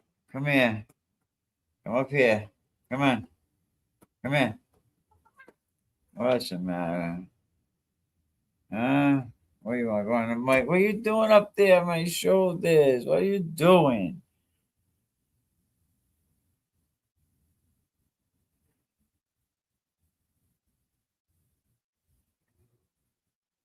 Get down.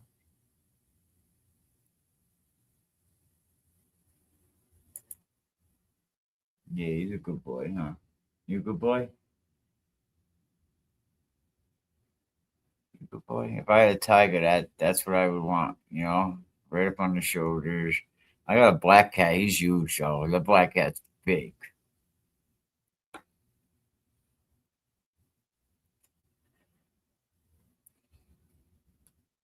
What you doing? Huh? What you want?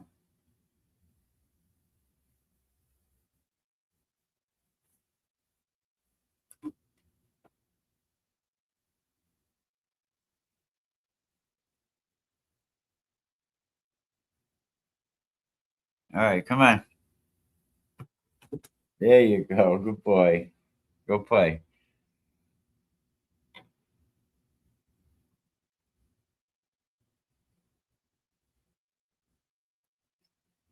Well, I don't know because if Carol comes out and speaks, if that happens, will she have some involvement? If you knew all this time, but how do you live with yourself knowing that you sided with your man over on no more, that you sided with your man over your sister, and that happens in a lot of cases. How many sisters have problems over men? They don't talk to each other because I think we all probably know some relationship where they don't talk to their siblings because of their man, because of their wife. Come on, go. So that happens. I could see that. And once you put a foot in, the Hernandez sisters, yes. I actually met Aaron's ex. She was going with Dino Gilmet. His father was a old, Irish gangster, and she was living in North Providence. I think they might have even had a kid together. I would never, my bro is the best. Yeah, Aaron's girl. Salute to AA, Aaron Hernandez. I'll tell you something else. Shout out to the W podcast, man. Shout out to the W podcast. They have a lot of conversations, and they have some people that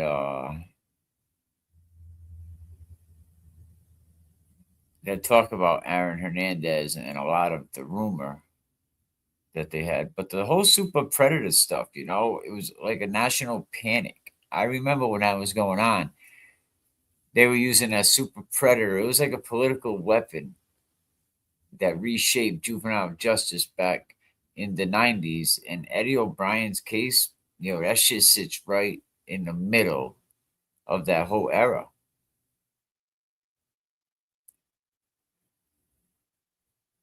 And if I remember correctly, a friggin' political scientist named John, not the Petro. Why am I thinking the Petro? John something. He published a paper saying that America was about to be overrun, right, by a new breed of violent offenders. Like, you really want to know where the whole super predator shit came from? I'll break it down. And he called them super predators. He said that these kids, because I remember coming up, I was like, 95, 96. I was right about 2021. But I remember the whole super predator shit because I started reading about it. And I remember him describing them as remorseful kids, impulsive, violent, morally impoverished. Basically, anyone that was basically broke was beyond rehabilitation. And what he predicted was a wave of horrible, horrible juvenile crime. But he was wrong. He was completely wrong. But by then, I think the damage was already done. And the media, the media didn't question it at all. The media said, oh shit, we could blow this up. And they did. You had teenage super predators, you had kids without conscience. If you remember this stuff, it was, it was a storm of youth violence coming your way. It got everybody afraid of kids. I remember the news media was like using mugshots of kids. It's like, yo, what the hell? And of course, to sell fear, they weren't putting the pretty white kids up on the screen. Yep, of course, they would put the black and the brown kids. You know what I mean? Because they wanted to scare the shit out of everybody. And once the public was scared enough, politicians saw an opportunity. And this is the same thing that Riley did. Once he's seen the Somerville area, his section was afraid, oh, this is an opportunity. And how people like Riley, Joe Biden, and others turned super predator myth, it became justification. They justified trying kids as adults. They justified having mandatory minimums. They started having harsher sentences, zero tolerance policies in schools. They started building more, this is a subject that's kind of near and dear to me. They started building juvenile detention centers everywhere, more prisons. Oh, yeah, if you build them, we'll fill them. Adult time for adult crime was some of their slogans or some shit like that. But it wasn't about safety. It had nothing to do with safety. This was about political power. It was guys like District Attorney Riley. Political power. And they hit right when Eddie's case actually exploded in Massachusetts. I go back before that to the Craig Price story, the most, serial killer the youngest serial killer in our nation that we ever convicted. But how did this affect Eddie? Well, Eddie was just, 15? Eddie was 15 years old back in 1995.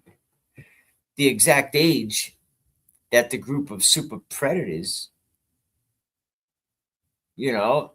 these groups started targeted everywhere. So politicians everywhere, Massachusetts included, were under pressure to get tough on youth crime, right? No bullshit. Please challenge me. I've been asking someone to challenge me on shit I've been saying. Challenge me.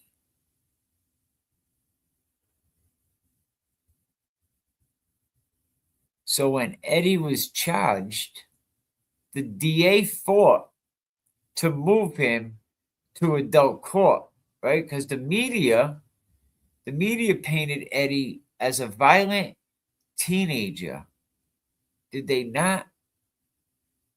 The public was primed to believe the worst.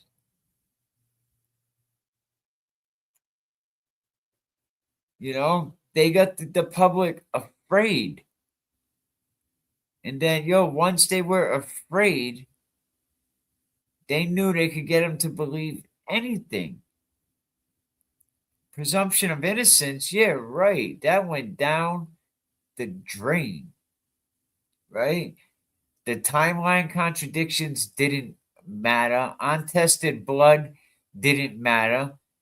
The suspects didn't matter if you had other suspects in your case, because that narrative back then was teenage killers, natural born killers. How about the movie that they twisted and they put inside the Eddie Obrien trial? Look, teenagers were the enemy back then. Super predators, dangerous kids. The myth didn't work before the evidence even had a chance.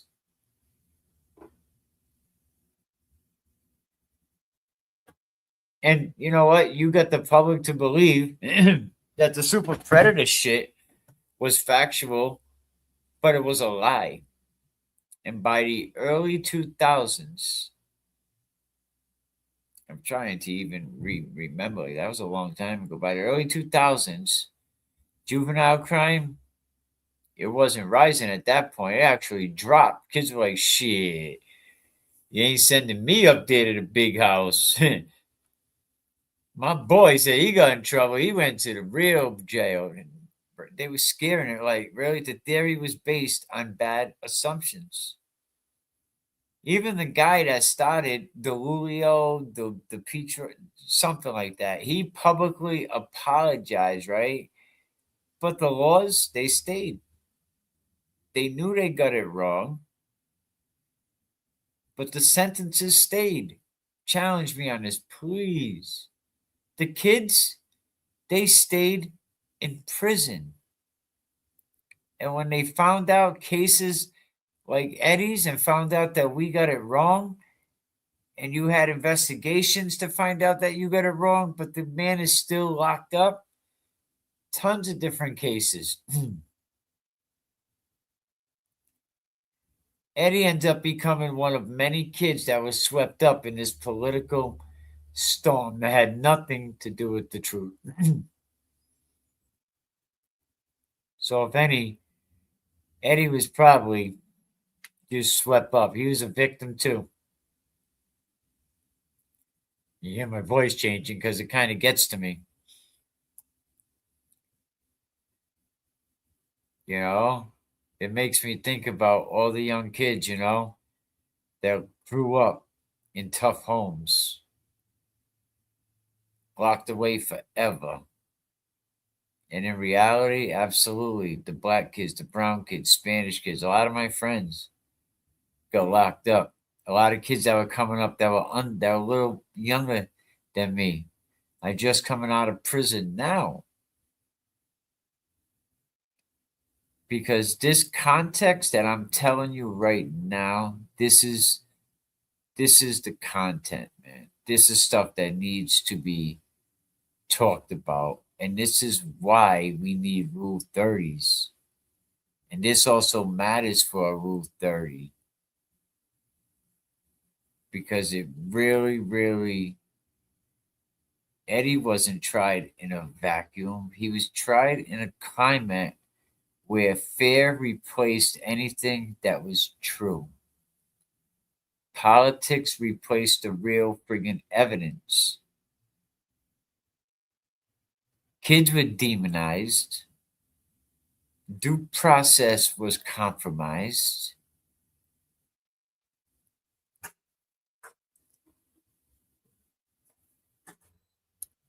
You already had the public pimped into believing the worst.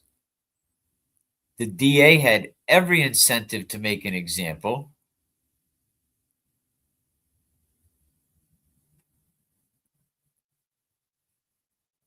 I mean, this is exactly the kind of systematic bias Rule 30 was designed to correct.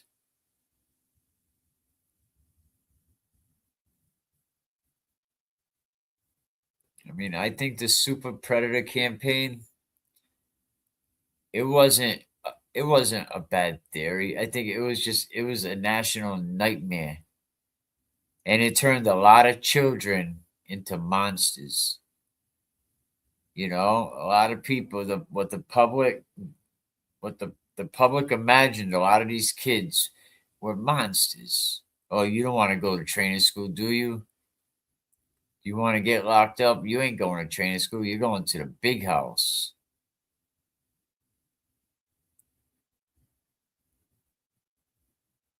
You're going to the big house. Eddie Obrien was 15 years old in 1995. The exact age group politicians were calling remorseful savages, beyond saving. And you used Eddie. When Eddie's case hit the headlines, the DA said, "That's my white Cadillac. That's my unicorn." Just like you thought Karen Reed was your unicorn. But the Commonwealth, you didn't see a kid. You seen a monster. They saw a political opportunity. They turned this nice little Catholic boy into a monster, and the people bought it. The jurors, how do you feel? Yeah, he was a good white boy. Absolutely. Because they didn't want, when Mass introduced their super predator shit, they didn't want to go after well, of course they did, but they didn't want the image to be like they were going after the black and brown kids. No. Oh, we got a little white boy. We got a little white Catholic boy here. Oh, yeah, we got it. And we could speculate that he might have done this. Tom Riley, you got the evil things on your shoulder, on each side saying, "Yeah, come on, are you going to do this to a 15-year-old boy? I don't know him. Shit." I don't know him at all. So that didn't matter. Why the timeline didn't matter. The untested blood, like I said, that shit didn't matter. Alternative suspects didn't matter. This shit was already written, like Nas said, it's already written. The super predator myth just didn't work. And that's why this conviction deserves a second look.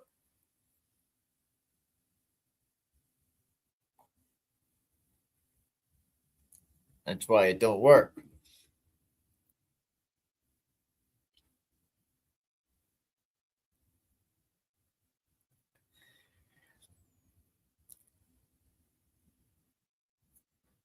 Let me check. I'll check for you. Give me a second. I need to take a quick break anyway.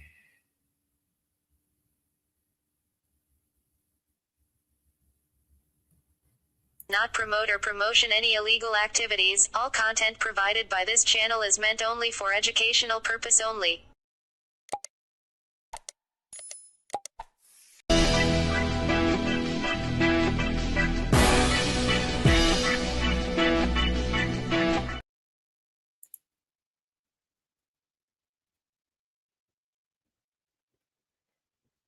We don't do no talking, we know what they do for the views. If I took a loss, no, I got it all back.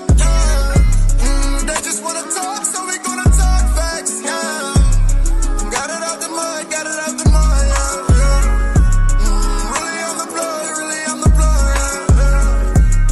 Yeah, they know it's up, yeah, they know it's up.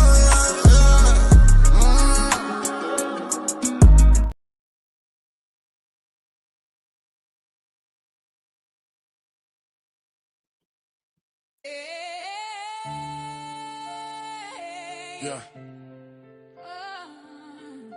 Listen up. It's real out here. The ones you trust can make you or break you. You did. You did. Yeah. Some will stretch you, twist you, pull you apart. Got a smile on their face, but they target your heart. Rip your face up with words, cut deep, no scars. You think you know loyalty till they expose who they are. They'll co-sign your dreams and throw you to the wolves. I seen them drag you down, little lies turn to drools. Test your mental, burn you out, that's the game they play. Life is too precious to waste on fakes every day. Choose your circle wisely, keep it tight, don't let them in. The wrong people will drain you. It's a battle, where to begin? Life given by your honor, don't you let it slide. You're gonna die in a little less cell, no pride, no pride. Super Bowls passing, holidays come and go. While you stuck in that cell, that clock's moving slow. Frozen reality, that prison ain't just bars, it's a mind game. Psychological scars, don't act tough. Keep your circle lit and true. Real ones recognize the grind, see the struggle too. Burn me out, now I'm fueled by the pain. Got a thirst for the win, yeah, I'm bringing the flame. Jail is a battlefield, one wrong move can ruin your game. Stop with high school drama, don't let them put you to shame. Snitch not, loyalty's the code, you know the drill. Pick your comrades wisely, always stay on the real. Choose your circle wisely, keep it tight, don't let them in. The wrong people will drain you. It's a battle, where to begin? Life given by your honor, don't you let it slide. You're gonna die in a little less time, no pride, no pride. So keep your circle small, let the real ones surround. Life's too short to get caught up in the fake and the sound. Circle of fire, we rise, we grow, no doubt. Stand tall, stay true. That's what it's about.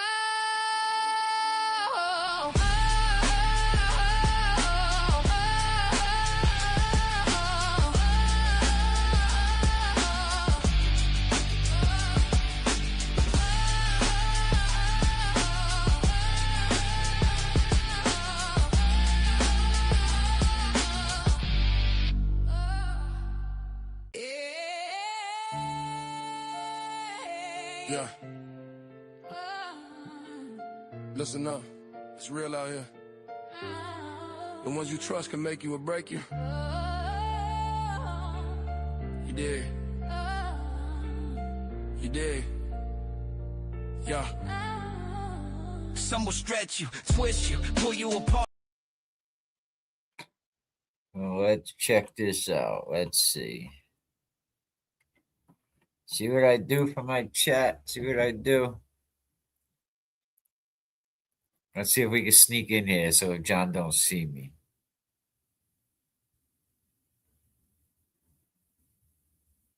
Of course, always got to have the music to go with the topics, right? We got new music coming too. That's right. We've been working. We got new music coming. That's for sure. Let's see, Johnny. Let's see, 10-year-old arrest for B&E. A 10-year-old arrested for B&E. Oh my goodness. Federal Hill shooting video. Oh boy. Rest in peace, Federal Hill. Federal Hill war zone. Oakland Beach. Stabbing victim. Oakland Beach stabbing victim speaks. Oakland Beach sex offender double stabbing. That was April 13th. This was April 15th. Johnson High assault, April 10th. It's lit over here, right? Yo. My backyard. Where's Nancy? Situate teacher. Mocks Jesus. That's the Pontiac teacher that was, into it with members of the football team. Yeah, I don't know. I don't see anything about the 3-letter words, but let's see. This is what he has last playing. And when you see we're getting robbed exponentially, and you see the robbers just taking and taking and taking, okay? Let me tell you what. If you're not angry about it, whether you're a Democrat, whether you're a Republican, whether you're an independent, whether you're a liberal, I don't give a ripe shite what you want to say. If you're not aggravated with the amount of thievery that's happened in this country, you are a knucklehead. Now, we got different levels of knucklehead.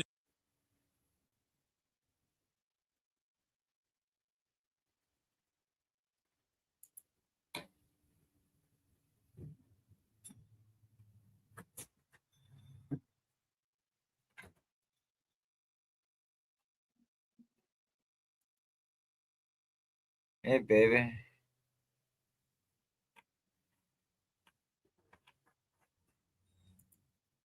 Yeah, I don't think the video is playable, but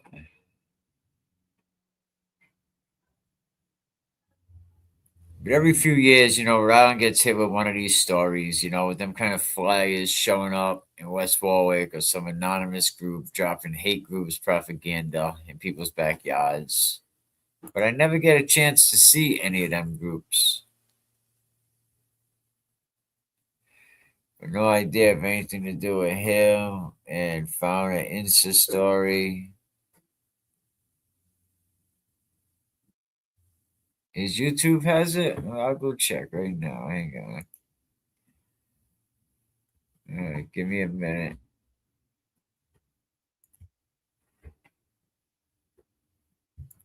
I'll go check right now.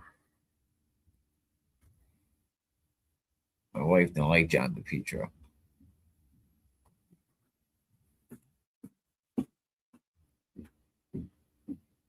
Right, John DePietro?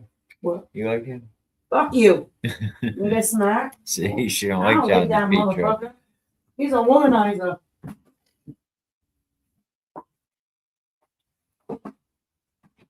Let me go check right now. Hold on. Sugar boy's just as inside of him. Fuck that motherfucker.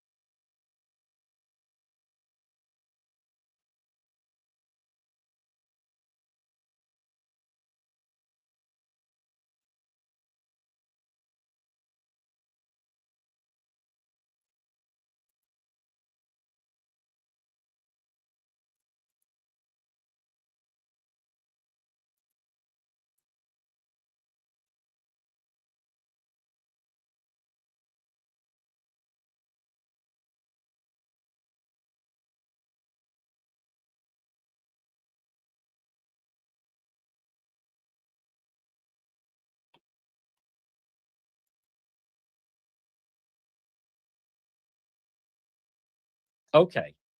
Right. There is, I see that's Sean. You're dumbass.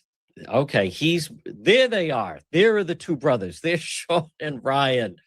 All right. Now, first of all, boys, so much to get to. Let's just start off. As I was telling you, when I then saw the two of you together, I just think this should be properly framed. And you can, but I think this should just be properly framed as you guys were. It was all in jest. It was done to just, to do a stunt. You did a prank, and it took off. So pick it up from there. So yeah, Ryan had a bright idea for us to go down to the gazebo at 2:00 in the morning, because we have no lives and we weren't doing it this way. So no, hold on 1 minute before you, and that's Sean and Ryan. They're over there drinking. He's like, we have no lives. He's like, we have no lives. Oh my God. Here's one thing I want the audience to understand.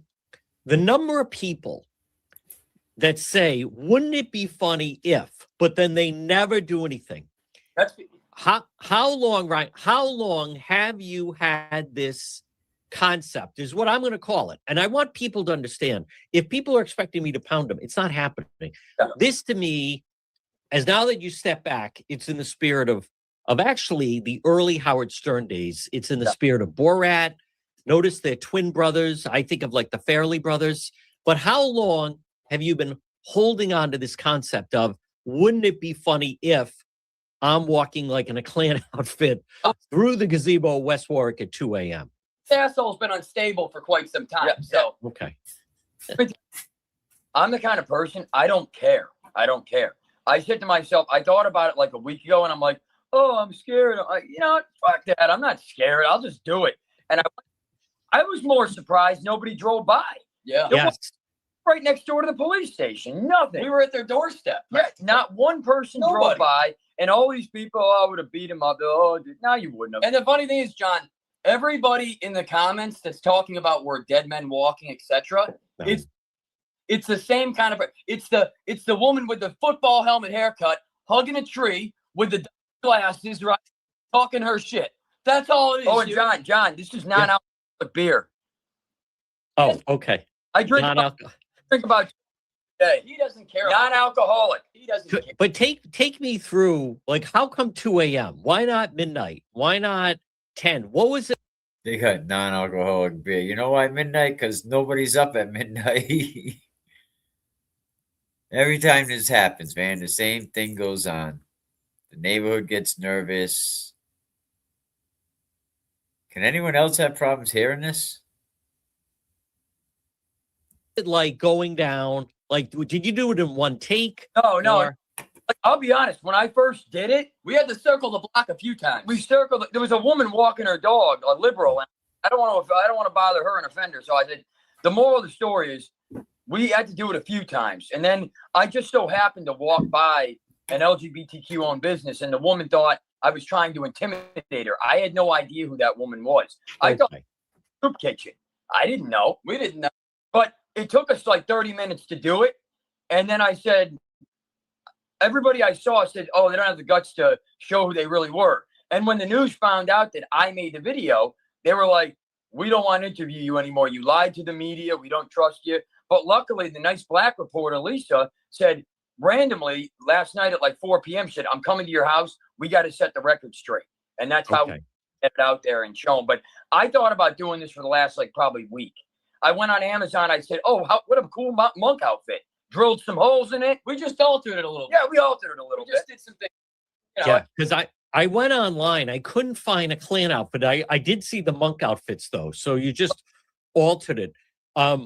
What take me through, though, when Channel 10 first interviewed you. Now, you were the one in the road, but then you're telling her you're driving by. It's not the boogeyman.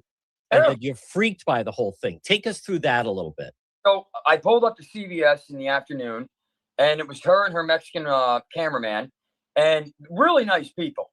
And then we started doing the interview. She said, Ryan, just take me through what you saw and how you felt. And then while we were doing the interview, a bald guy with tattoos on his head was standing like right over her, and she thought he was with me. He was swearing. He was saying, he's like, this is bull. I don't know who he was, but the cameraman, I felt bad. He's like, I think he's in the Klan. And I wanted to say, it's me. But I didn't want to do that. And then that's how that happened. He tried getting me to go down there with him for like moral support, but fuck no, I'm not going down. I kept my. But there were a few people at the gazebo like walking around. What I thought was so funny was the 8 detectives at the gazebo, like dusting for fingerprints. I'm like, embarrassed. I'm like, you know how dumb you guys.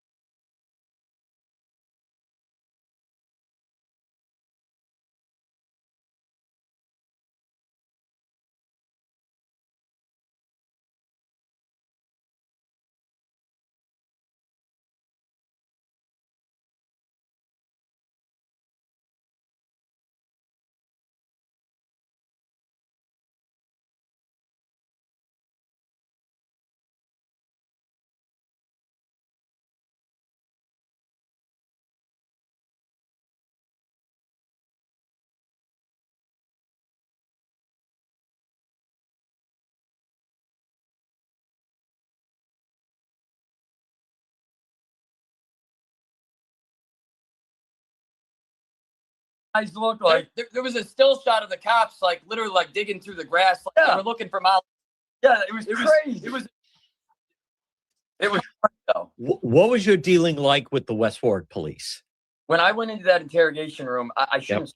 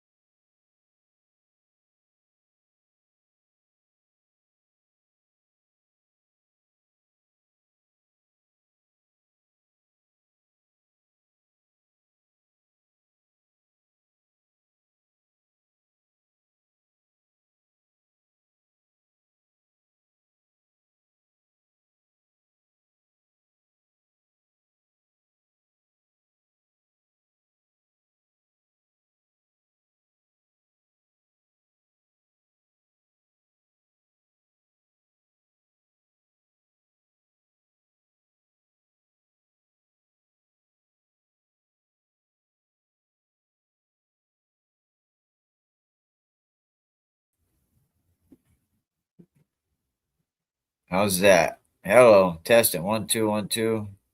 Mic check, mic check.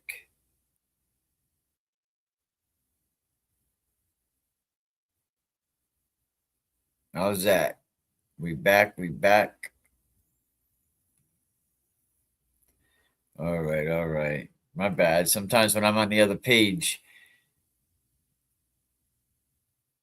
Terror Boy receives stolen property. Can he catch another charge on that? Ooh. Nice. I love it. Really? I have to check that out in a minute. But let's get back into this. Imagine these two guys, you know. I don't know if you all heard what I was saying, you know, but they put masks on. They go in the middle of West Warwick.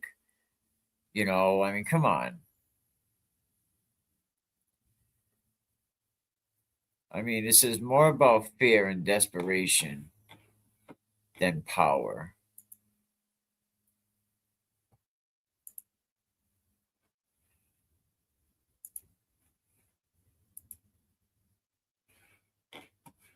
I'm gonna check on that. Well, no, don't say that. My ex-girlfriend dated them, and the guy that she dated for 3 years is now a detective. detective, and he was one of the people that interviewed me. And as soon as he saw me walk in, when I first walked in that police station, I was met with 3 women in the dispatch room looking at me like they wanted to choke me out.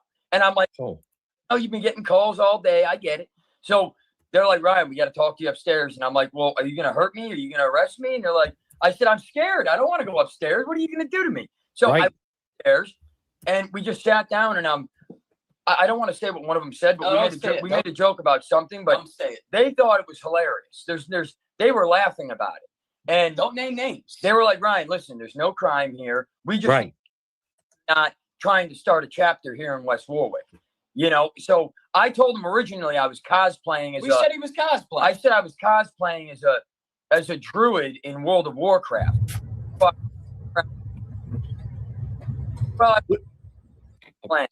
and then, like I said, they laughed, and I didn't want to fill out a statement. Like, you don't have to, and that was it. And I left, and that's when the chief went out and said I did it for attention, but that's not what I said to them. I said cosplaying as KKK, but I think the town, the police, didn't want to drum it up anymore. But then Globe reached out to him again last night because I made a joke to the Globe, and I said I was starting a chapter of the KKK.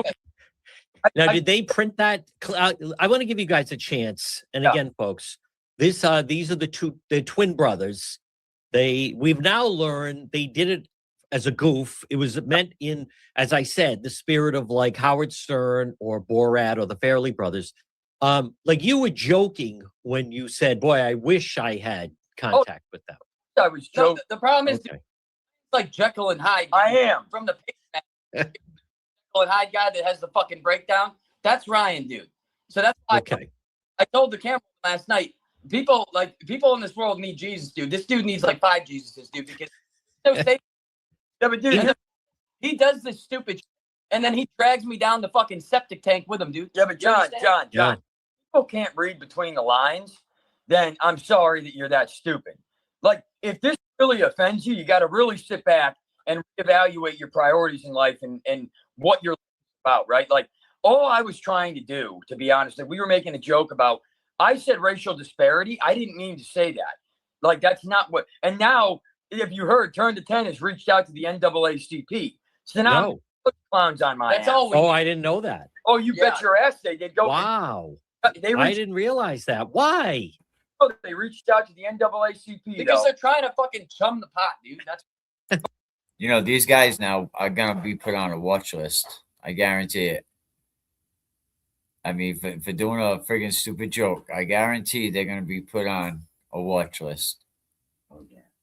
You know, they're contacting the NAACP. I mean, because real power doesn't hide behind masks. Come on. You know, they said they're out there doing a joke. I mean, same old ignorance, right? Same old attempt to scare people who refuse to be scared, man. In Rhode Island, come on, we don't play that. You know, we've seen too much, you know, lived through too much. People don't care about a couple guys walking around the community with masks on. But, man, the Petro, anyone else, man. This ain't a movement. Let's see what else they have to say. But, all right, just so people understand, there was no crime committed here. No. And then they were, it was a goof. It was a prank. It was sitting around like, wouldn't it be funny? I'm just curious also, what was some of the runner-ups, or what was some, like, you guys, here's what I really want people to understand. For instance, I communicate with Warak, and they're actually really, really funny. Billy's a really nice guy, and they're funny. They do that stuff. You know, you and I talked off air, and this is about, and people need, this is humor. Now, again, for some people, it pushes the line, but no one was hurt. There was no crime committed. Have you all ever seen Warak? It's a rap group out of Rhode Island. Let me know in the comment section. So what is the working title you have for you guys? Is it the Brothers Fitzgerald, the Fitz Brothers? How are you going to be known? Everybody knows it says Ryan and Sean twins. Ryan and Sean. Okay. Like, we've done things, like I said 2 weeks ago when I was talking to you, like I've done blackface. I do things like that. He does dumb shit. I do George Floyd.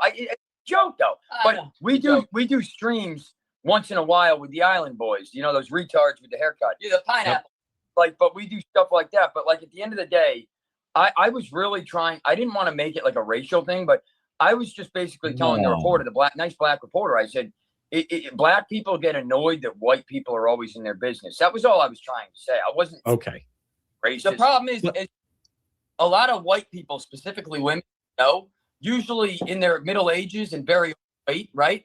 What they like to do is they like to inject themselves in things that have nothing to do with them. They like to pat black people on the back, dude. Black people don't want that, dude. They can fight their own battles. They don't need the obese white woman. And John, you want to hear something funny? Out of all the hate I'm getting, right, John? Not a single black person is hated on me. Not one. Yeah, look at that. It's white, middle-aged, liberal women and men that are confused about their gender that have been harassed.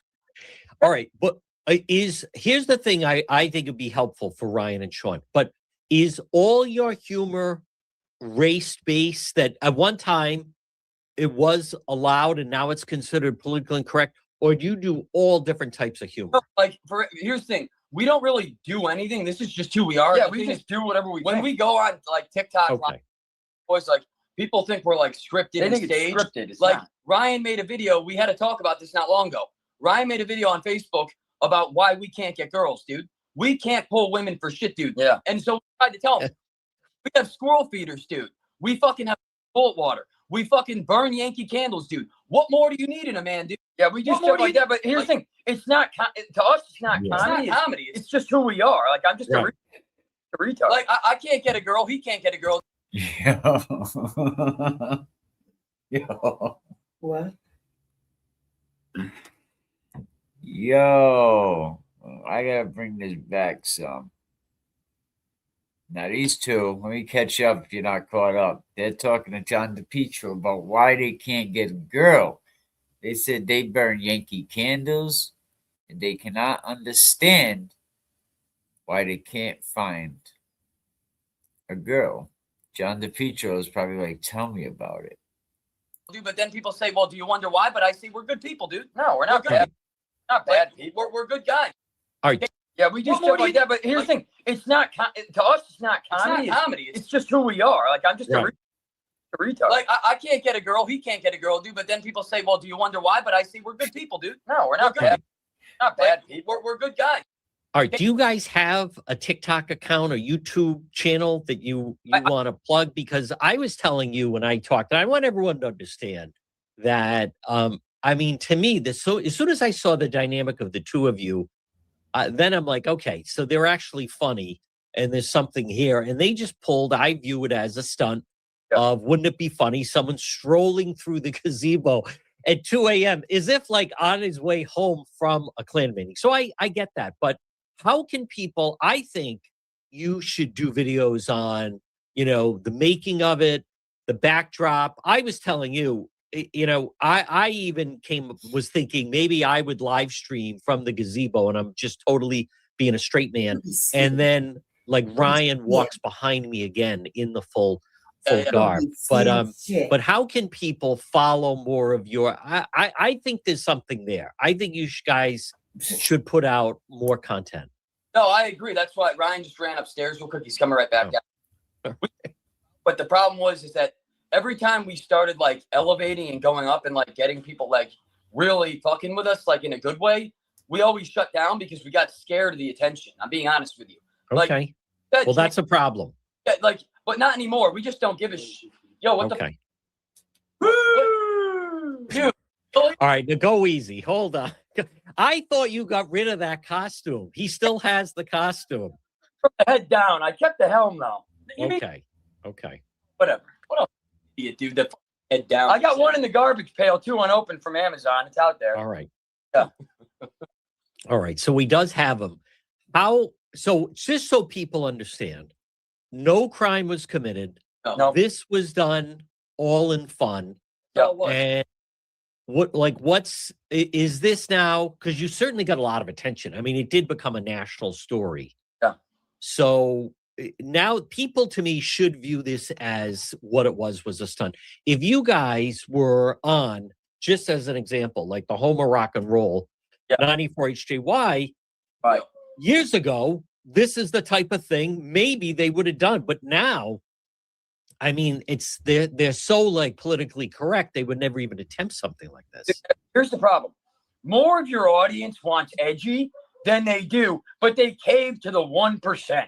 That's the problem. It's always the 1%. I don't give a shit about the 1%. I never have. Here's the thing. I'm the kind of guy, I don't have to agree with you. Fucking dog. I don't have to agree with you. I don't have to like you, but I don't give a shit if you want to dress up as a woman. I don't care. Yeah, right. Just like you shouldn't care if I dress up in a hood. The kid at Wall. Again, it's a free country. If the next move.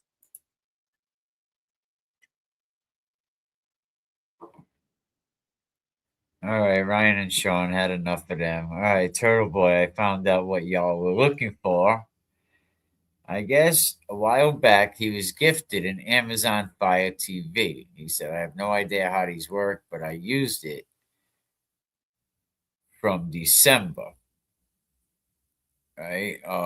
I used it from December 24 until I moved in March of 26. Today I attempted to connect it to the internet, and I noticed it was still logged into the Amazon account of the person who purchased it for me. That goes to show you who his followers are. You know what I mean? Giving them stolen TVs. I logged them out and attempted to log into my Amazon account. Then I got this notice telling me the whole TV has been reported as lost or stolen. Does this mean that this television is useless? Again, he's like, oh shit. They found out my TV is hot. They're going to tie it to my IP address. Oh, so that's what they're talking about this dude, man. Stolen shit. Let's see what his Grant says. I would buy new devices. I would enable two-factor authorization on every device. I would buy a VPN. Oh my goodness, man. He reminds me of Gene Hackman in the movie with Will Smith. You can do this. Listen to, throw it out and get a new one, and make sure you have extra security on all your devices and Wi-Fi. Okay? Just do a factory reset on the TV. It's really that simple. No, it's not. First, that number is for a Fire Stick 4K Max, second generation. So it's not the television, it's the stick plugged into the TV. When you plug a Fire Stick in, it basically becomes a Fire Stick. Second, use it for a trade in at a retailer or tech shop and buy a new stick. There's no stick plugged into the TV, genius. See, he always got to be condescending and disrespectful to people. Someone tries to let him know what he has to do, and he wants to be a douchebag. He wants to be a douchebag. That's all he knows how to be.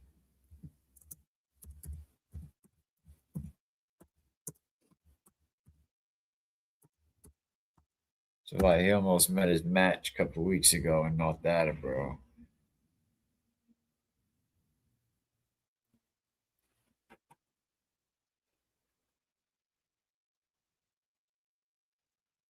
Every time you think you've seen it all, every time you think the circus just packed up and left town, right? Here we go. Someone logs on and proves you wrong. And today we have Turtle Boy. It's one of those days. Sometimes you wonder how people can post some shit online. So Turtle Boy, either he gets a stolen Fire Stick or a stolen TV, and he posted online that I got a hot TV at my house. And then, immediately you end up regretting it, right? But by then it's too friggin' late. This guy, man. Screenshots, man. Receipts exist. The timeline never forgets.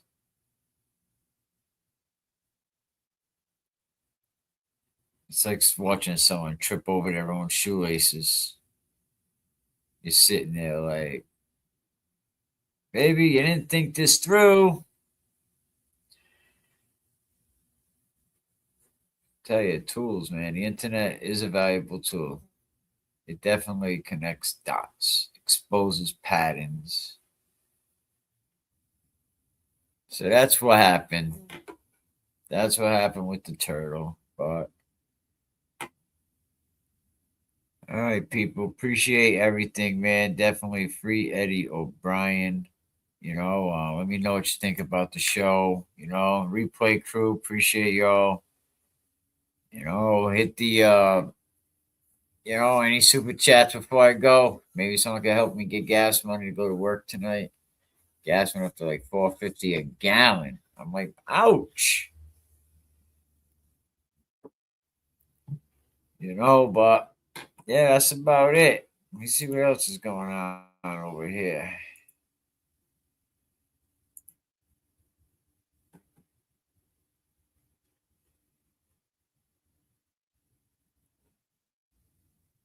No reptiles and reptile riders can bring me down, not even the dancing ones.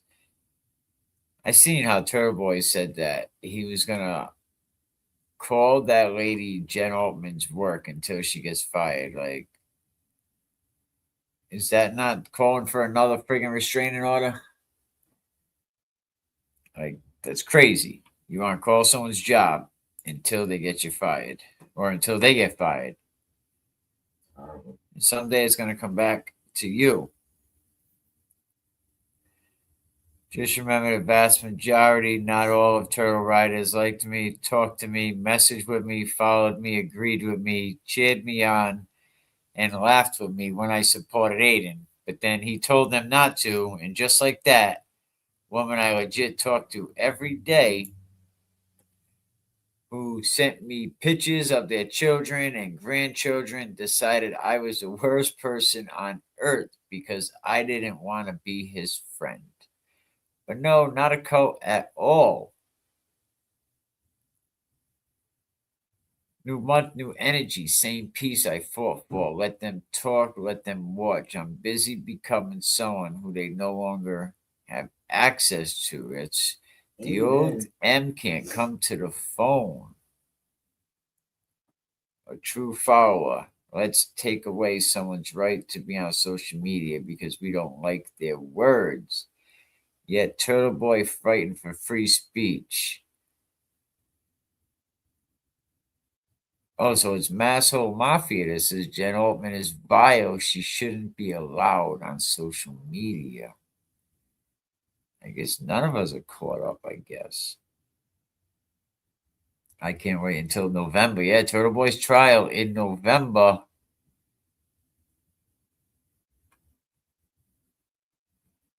Turtle Boy's trial is in November, so it's going to be interesting. It's going to be interesting. The week of November 26th, Thanksgiving. Maybe that by resorting to the pathetic tactic of contacting employers to retaliate against their own shaman, this generic relic has solidified status alongside Turtle Boy and Video Jesus.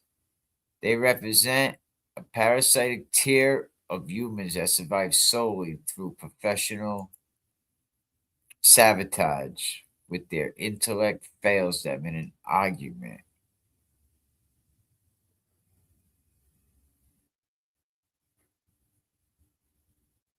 Mark Bedrow should wear a clown hat and clown nose so that people know before he even opens his mouth he's a clown.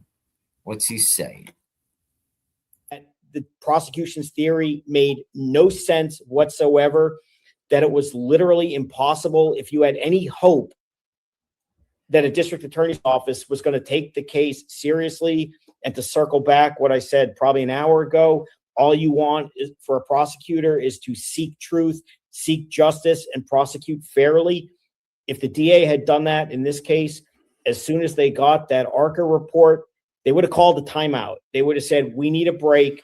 And they would have said, we are obligated, compelled to figure out, I'm not saying dismiss the case, but take a break, take a deep breath, reevaluate everything and say, what are we doing here? And how did they didn't even try to speak to the ARCA witnesses. Let that sink in. I mean, as a prosecutor seeking justice, how do you not, at a minimum, say to the government, we need to speak to these people because this is troubling. I mean, we don't want to prosecute someone who may not be guilty. No. In 25, we have a hostage situation that is just developing. More on this at 11. Dude, just let me go. I'm not going to tell anybody. That's not an option. You're mine, and they'll have to pry you out of my cold, dead hands. Release the TV, or we're coming in. You don't want that. Release the TV. Dude, just let me go. I'm not going to tell anybody. Quiet. Hey, let me think. I don't know what to do. This is Ted Daniels, Boston 25. Turtle Boy in possession of a stolen TV. Ooh, he going to jail. We have a hostage just developing. More on this at 11. Dude, just let me go. I'm not going to tell anybody. That's not an option. You're mine, and they'll have to pry you out of my cold, dead hands. Release the TV, or we're coming in. You don't want that. Release the TV. Dude, just let me go. I'm not going to tell anybody. Quiet. Hey, let me think. I don't know what to do. Shout out SK27. This is Ted Daniels, Boston 25. We have a hostage situation that is just developing. More on this at 11. Dude, just let me... Today. I called her employer today. I'm going to call tomorrow. I'm going to call every fucking day until Jennifer Altman's fired. Like, that is my goal, to get her fucking fired from her job. I want to destroy her life because she deserves it.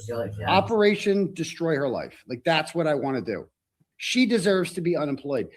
I'm going to report you to your boss. Well, I'm going to report you to your fucking boss, cunt. How about that? She's a disgusting, immature, crazy person. And I called her work today, and I'm going to keep calling her work. So I want Jennifer Altman to know that. I'll be honest with you. I called Jen Altman's employer today. I called her employer today. I'm going to call tomorrow.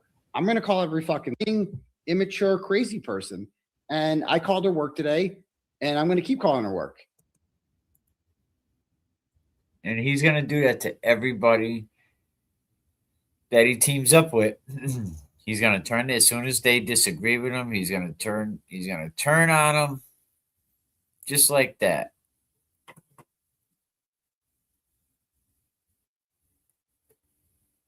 Like, you really think I need Adam Deitch is still a sitting U.S. attorney. Do you think I really need you tweeting about my private conversations with Deitch and the lawyers' comment?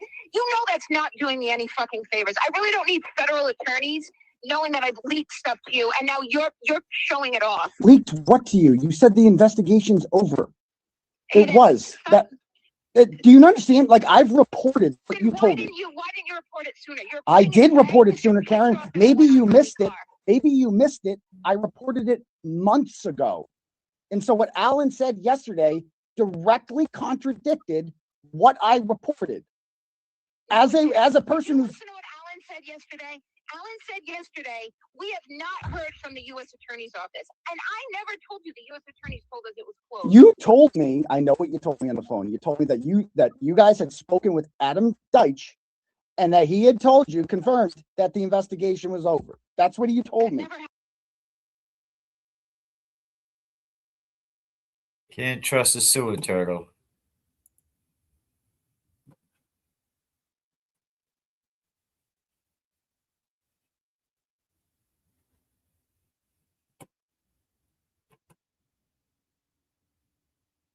Oh my God. Yo, I'll be worried about you. I'll get thrown over. Oh, no shit. Yo, that gotta be AI. That's some AI shit right there. That is crazy. One of the pools on the ledge. Oh my God. That guy jumps in that shit. God damn.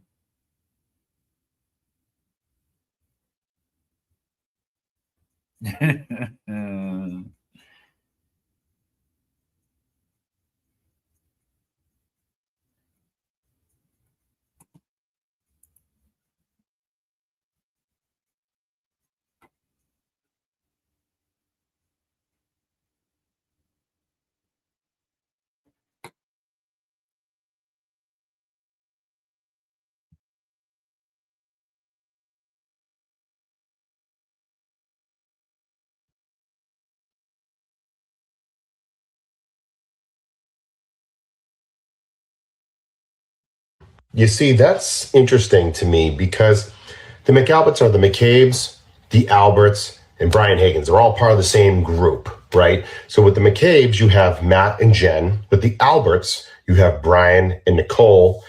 And then you have Brian Higgins. That's 5 people. There's a lot of money within those 5 people. What do you need a GoFundMe for? And secondly, you might not need a GoFundMe, Alberts, if you didn't choose to sell your home a year after John was unalived on your front lawn in front of 34 Fairview. No one told Brian Albert to retire and then take a 20% hit on his income because he's at 80% of his first pension. And no one told you to sell your house that you probably didn't even have a mortgage on since it was in the family for many, many generations. So why do people have to contribute to your legal fees when you guys clearly didn't make the right financial decisions over the last few years? Oh, what about terrible? Kind of crazy why you would make those financial decisions, when you're completely innocent. You fucking joke stuff.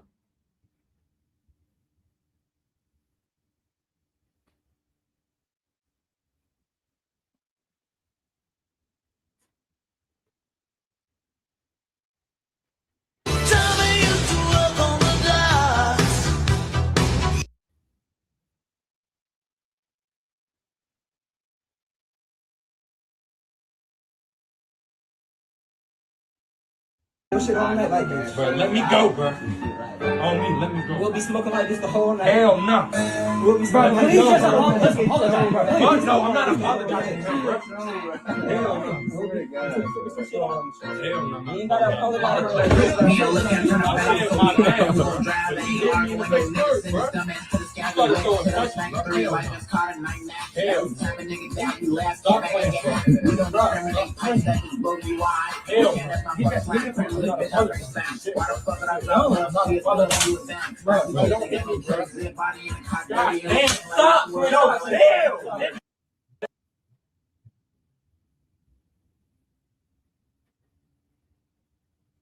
To test the abs. Hey, let's do it. That'll be nice. That'll be. Hold on, Gio. Oh shit. Hold on, Gio. Hold on. Wait. One. Already nice. Go to sleep, baby.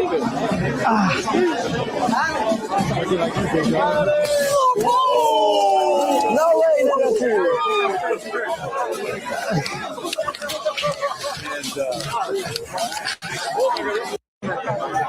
Okay, that's about it.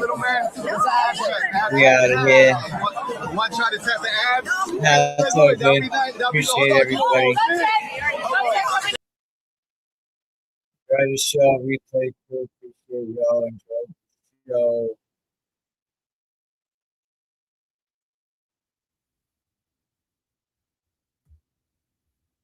Talk to y'all soon. There's them super chats and them memberships. Hit them up. We out.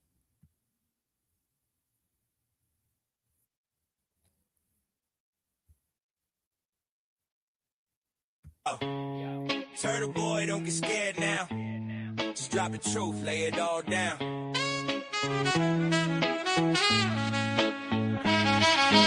Turtle boy, what's the word? Lose your job as a teacher, man, was it absurd? PDFs and papers all scattered on the floor. Heard you were a perv, coaching soccer, now you bored. Resigning the blogging, that's a laughable scene. Lana went over the evidence, truth's really clean. Cries Grove, tangled up in claims, dangling in the air. Hope he don't appeal, but the state ain't gonna care. Short man, little dick syndrome, causing all the fuss. We don't wanna hear you say trigger to us. Why'd you really get fired from your job? Huh? Cause you're a fraud, then now no problem. Every man motel, cash cash on demand, hourly rates available, that's the brand. Sewer Turtle and the Sewer Squad, can't we keep it real?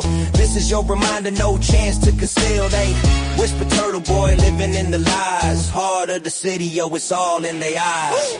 Turtle Boy, you claim to be. Turtle Boy, don't get scared now. Just drop the truth, lay it all down. They only respect the violence, that's how it goes. Yeah. They only respect the violence. That's how it goes. Yeah.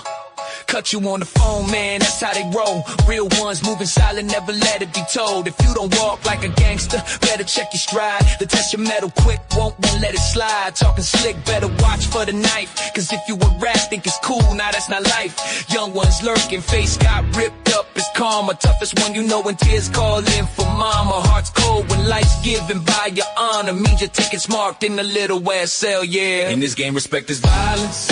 Watch your step on this route, cats doing life for a little ass sale, there's no doubt. Super Bowl, counting in max years, gold, time run slow. Rule number one, choose your comrades, let the real one show. In this game, respected violence, watch your step on this route. Cats doing life for a little ass sale, there's no doubt. Super Bowl, counting in max years, gold, time run slow. Rule number one, choose your comrades, let the real one show. Punks wanna turn you out, sneak thieves out to learn. Watch your move close, cause they'll be quick to burn. Playing your exit smartly, take everything you got. CEOs wanna test your nerves, didn't let it rot. They were chumps in high school, trying to be tough now. It's survival of the fittest, you get lost in the crowd. That dude you call friend might flip like a switch. Check his file, man, before you let him in your pitch. You feel me?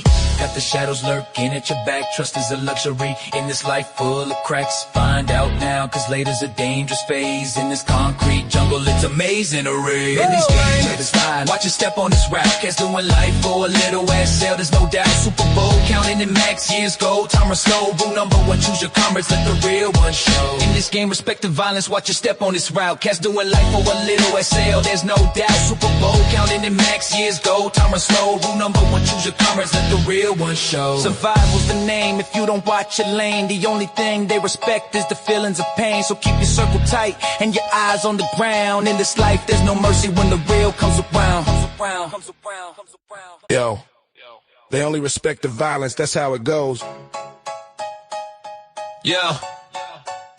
They only respect the violence. That's how it goes.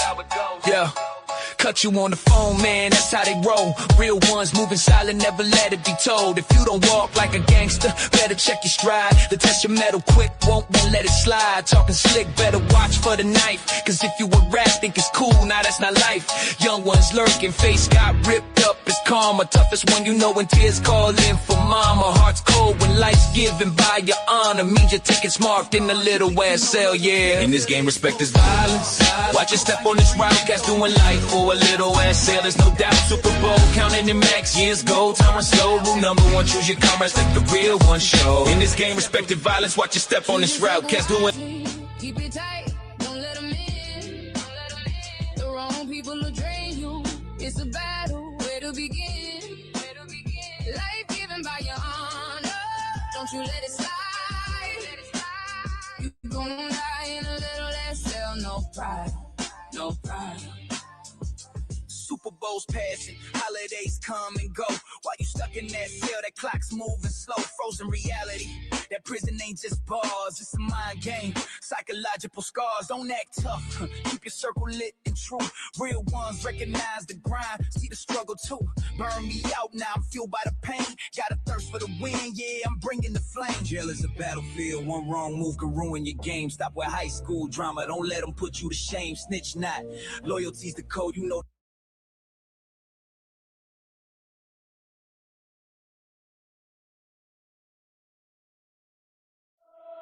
Yeah. Yeah. Them the tweet they tried to bury. Yeah. I'm the storm. Yeah. I'm the storm they tried to bottle. The truth they tried to drown. 15 years old, they threw a king's weight on a child's crown. But I rise like a riot, like a siren in the night. And I'm calling out the dude who's been ducking the light. Name's Art Ortiz. Yeah, that fraud. Moving like a shadow puppet pulled by a coward god. Every time the block shake, he the first one to vanish. Moving like guilt, wearing sneakers, sprinting off in the panic. I'm like, why you always running when the truth get loud? Why your footsteps echo different from the rest of the crowd. You slither through the alleys like a rumor with legs. But when the questions start flying, you crack like eggs.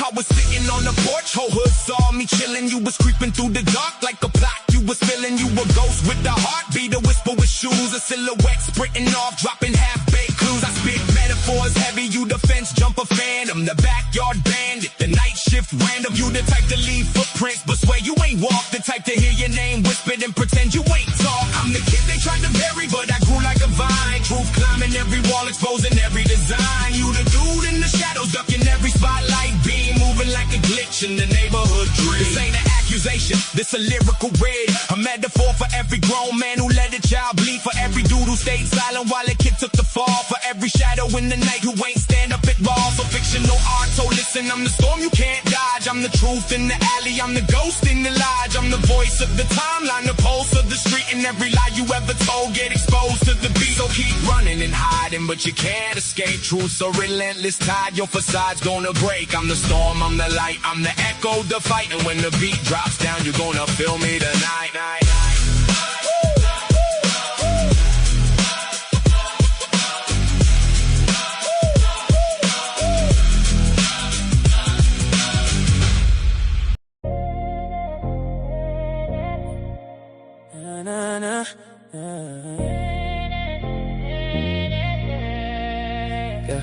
Left my house feeling good, sun shining bright. So Tony G on the porch, just a casual sight. But then I glanced it down, his door wide ajar. I had to check it out, my heart racing like a car. I stepped into the entrance, felt the chill of the night. Heard some noise from within, never thought it felt so right. With the creak of the door, darkness feel like a wave. What I saw left me frozen, man, I couldn't be brave.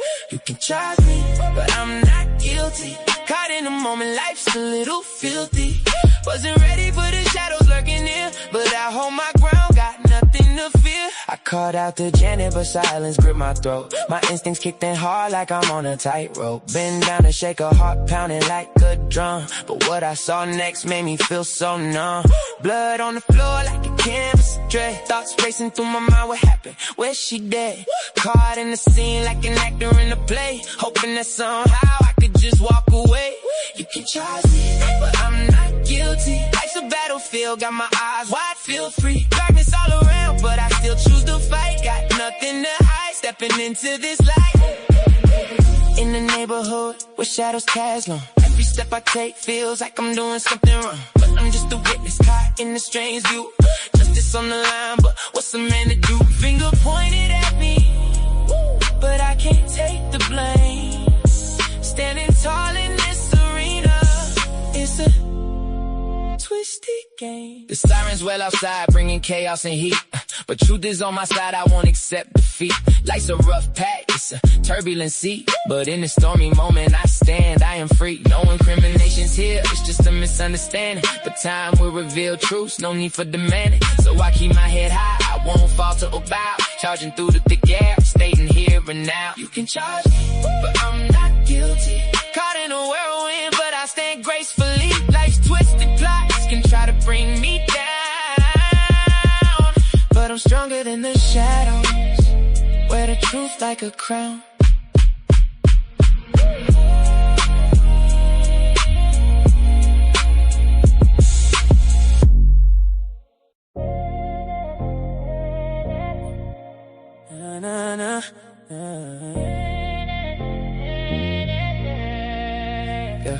Left my house feeling good, sun shining bright. So Tony G on the porch, just a casual sight. But then I glanced it down, his door wide ajar. I had to check it out, my heart racing like a car. I stepped into the entrance, felt the chill of the night. Heard some noise from within, never thought it felt so right. You know, I have to play them back again. Back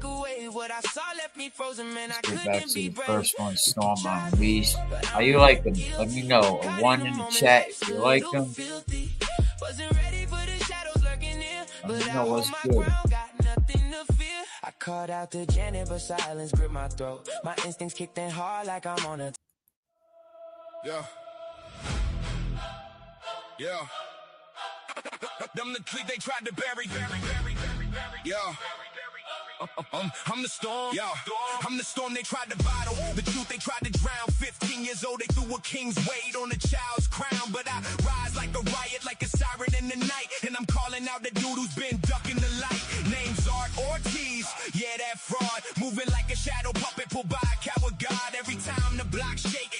one to vanish, moving like guilt, wearing sneakers, sprinting off in a panic. I'm like, why you always running when the truth get loud? Why your footsteps echo different from the rest of the crowd? You slither through the alleys like a rumor with legs, but when the questions start flying, you crack like eggs. I was sitting on the porch, whole hood saw me chilling. You was creeping through the dark like a plot you was feeling. You a ghost with a heartbeat, a whisper with shoes, a silhouette sprinting off, dropping half-baked clues. I spit metaphors heavy, you the fence jumper phantom, the backyard bandit, the night shift random. You the type to leave footprints, but swear you ain't walk. The type to hear your name whispered and pretend you ain't talk. I'm the kid they tried to bury, but I grew like a vine. Truth climbing every wall, exposing every design. You the dude in the shadows, ducking every spotlight beam, moving like a glitch in the neighborhood dream. This ain't an accusation, this a lyrical rig, a metaphor for every grown man who let a child bleed, for every dude who stayed silent while a kid took the fall, for every shadow in the night who ain't stand up at all. So fictional art, so listen, I'm the storm you can't dodge. I'm the truth in the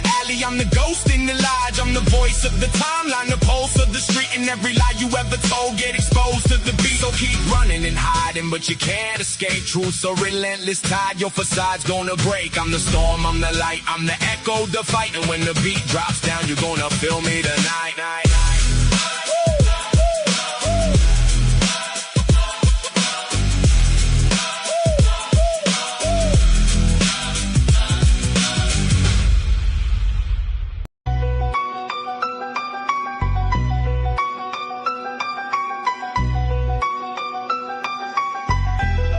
This just hit when the beat matches the lyrics, man. Some songs are better than others, man. Song Unleashed. What do you say, man? Oh, we better hear that again.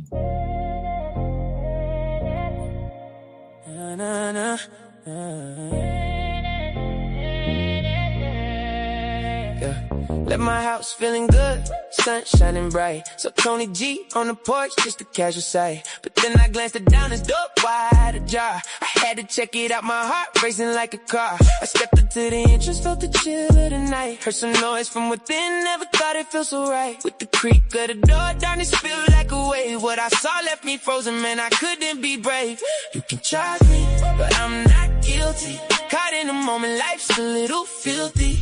Wasn't ready for the shadows lurking near, but I hold my ground, got nothing to fear. I called out to Janet, but silence gripped my throat. My instincts kicked in hard like I'm on a tightrope. Bend down to shake a heart pounding like a drum. But what I saw next made me feel so numb. Blood on the floor like a canvas dread. Thoughts racing through my mind, what happened? Where's she dead? Caught in the scene like an actor in a play, hoping that somehow I could just walk away. You can charge me, but I'm not guilty. Life's a battlefield, got my eyes wide, feel free. Darkness all around, but I still choose to fight. Got nothing to hide, stepping into this light. In the neighborhood where shadows cast long, every step I take feels like I'm doing something wrong. But I'm just a witness caught in a strange view.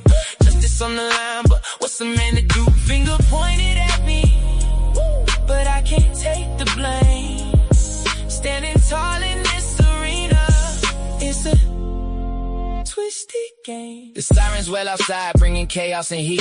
But truth is on my side, I won't accept defeat. Life's a rough patch, it's a turbulent sea. But in a stormy moment, I stand, I am free. No incriminations here, it's just a misunderstanding. But time will reveal truths, no need for demanding. So I keep my head high, I won't falter or bow. Charging through the thick air, stating here and now. You can charge me, but I'm not guilty. Caught in a whirlwind, but I stand gracefully. Life's twisted plots can try to bring me down, but I'm stronger than the shadows. Wear the truth like a crown.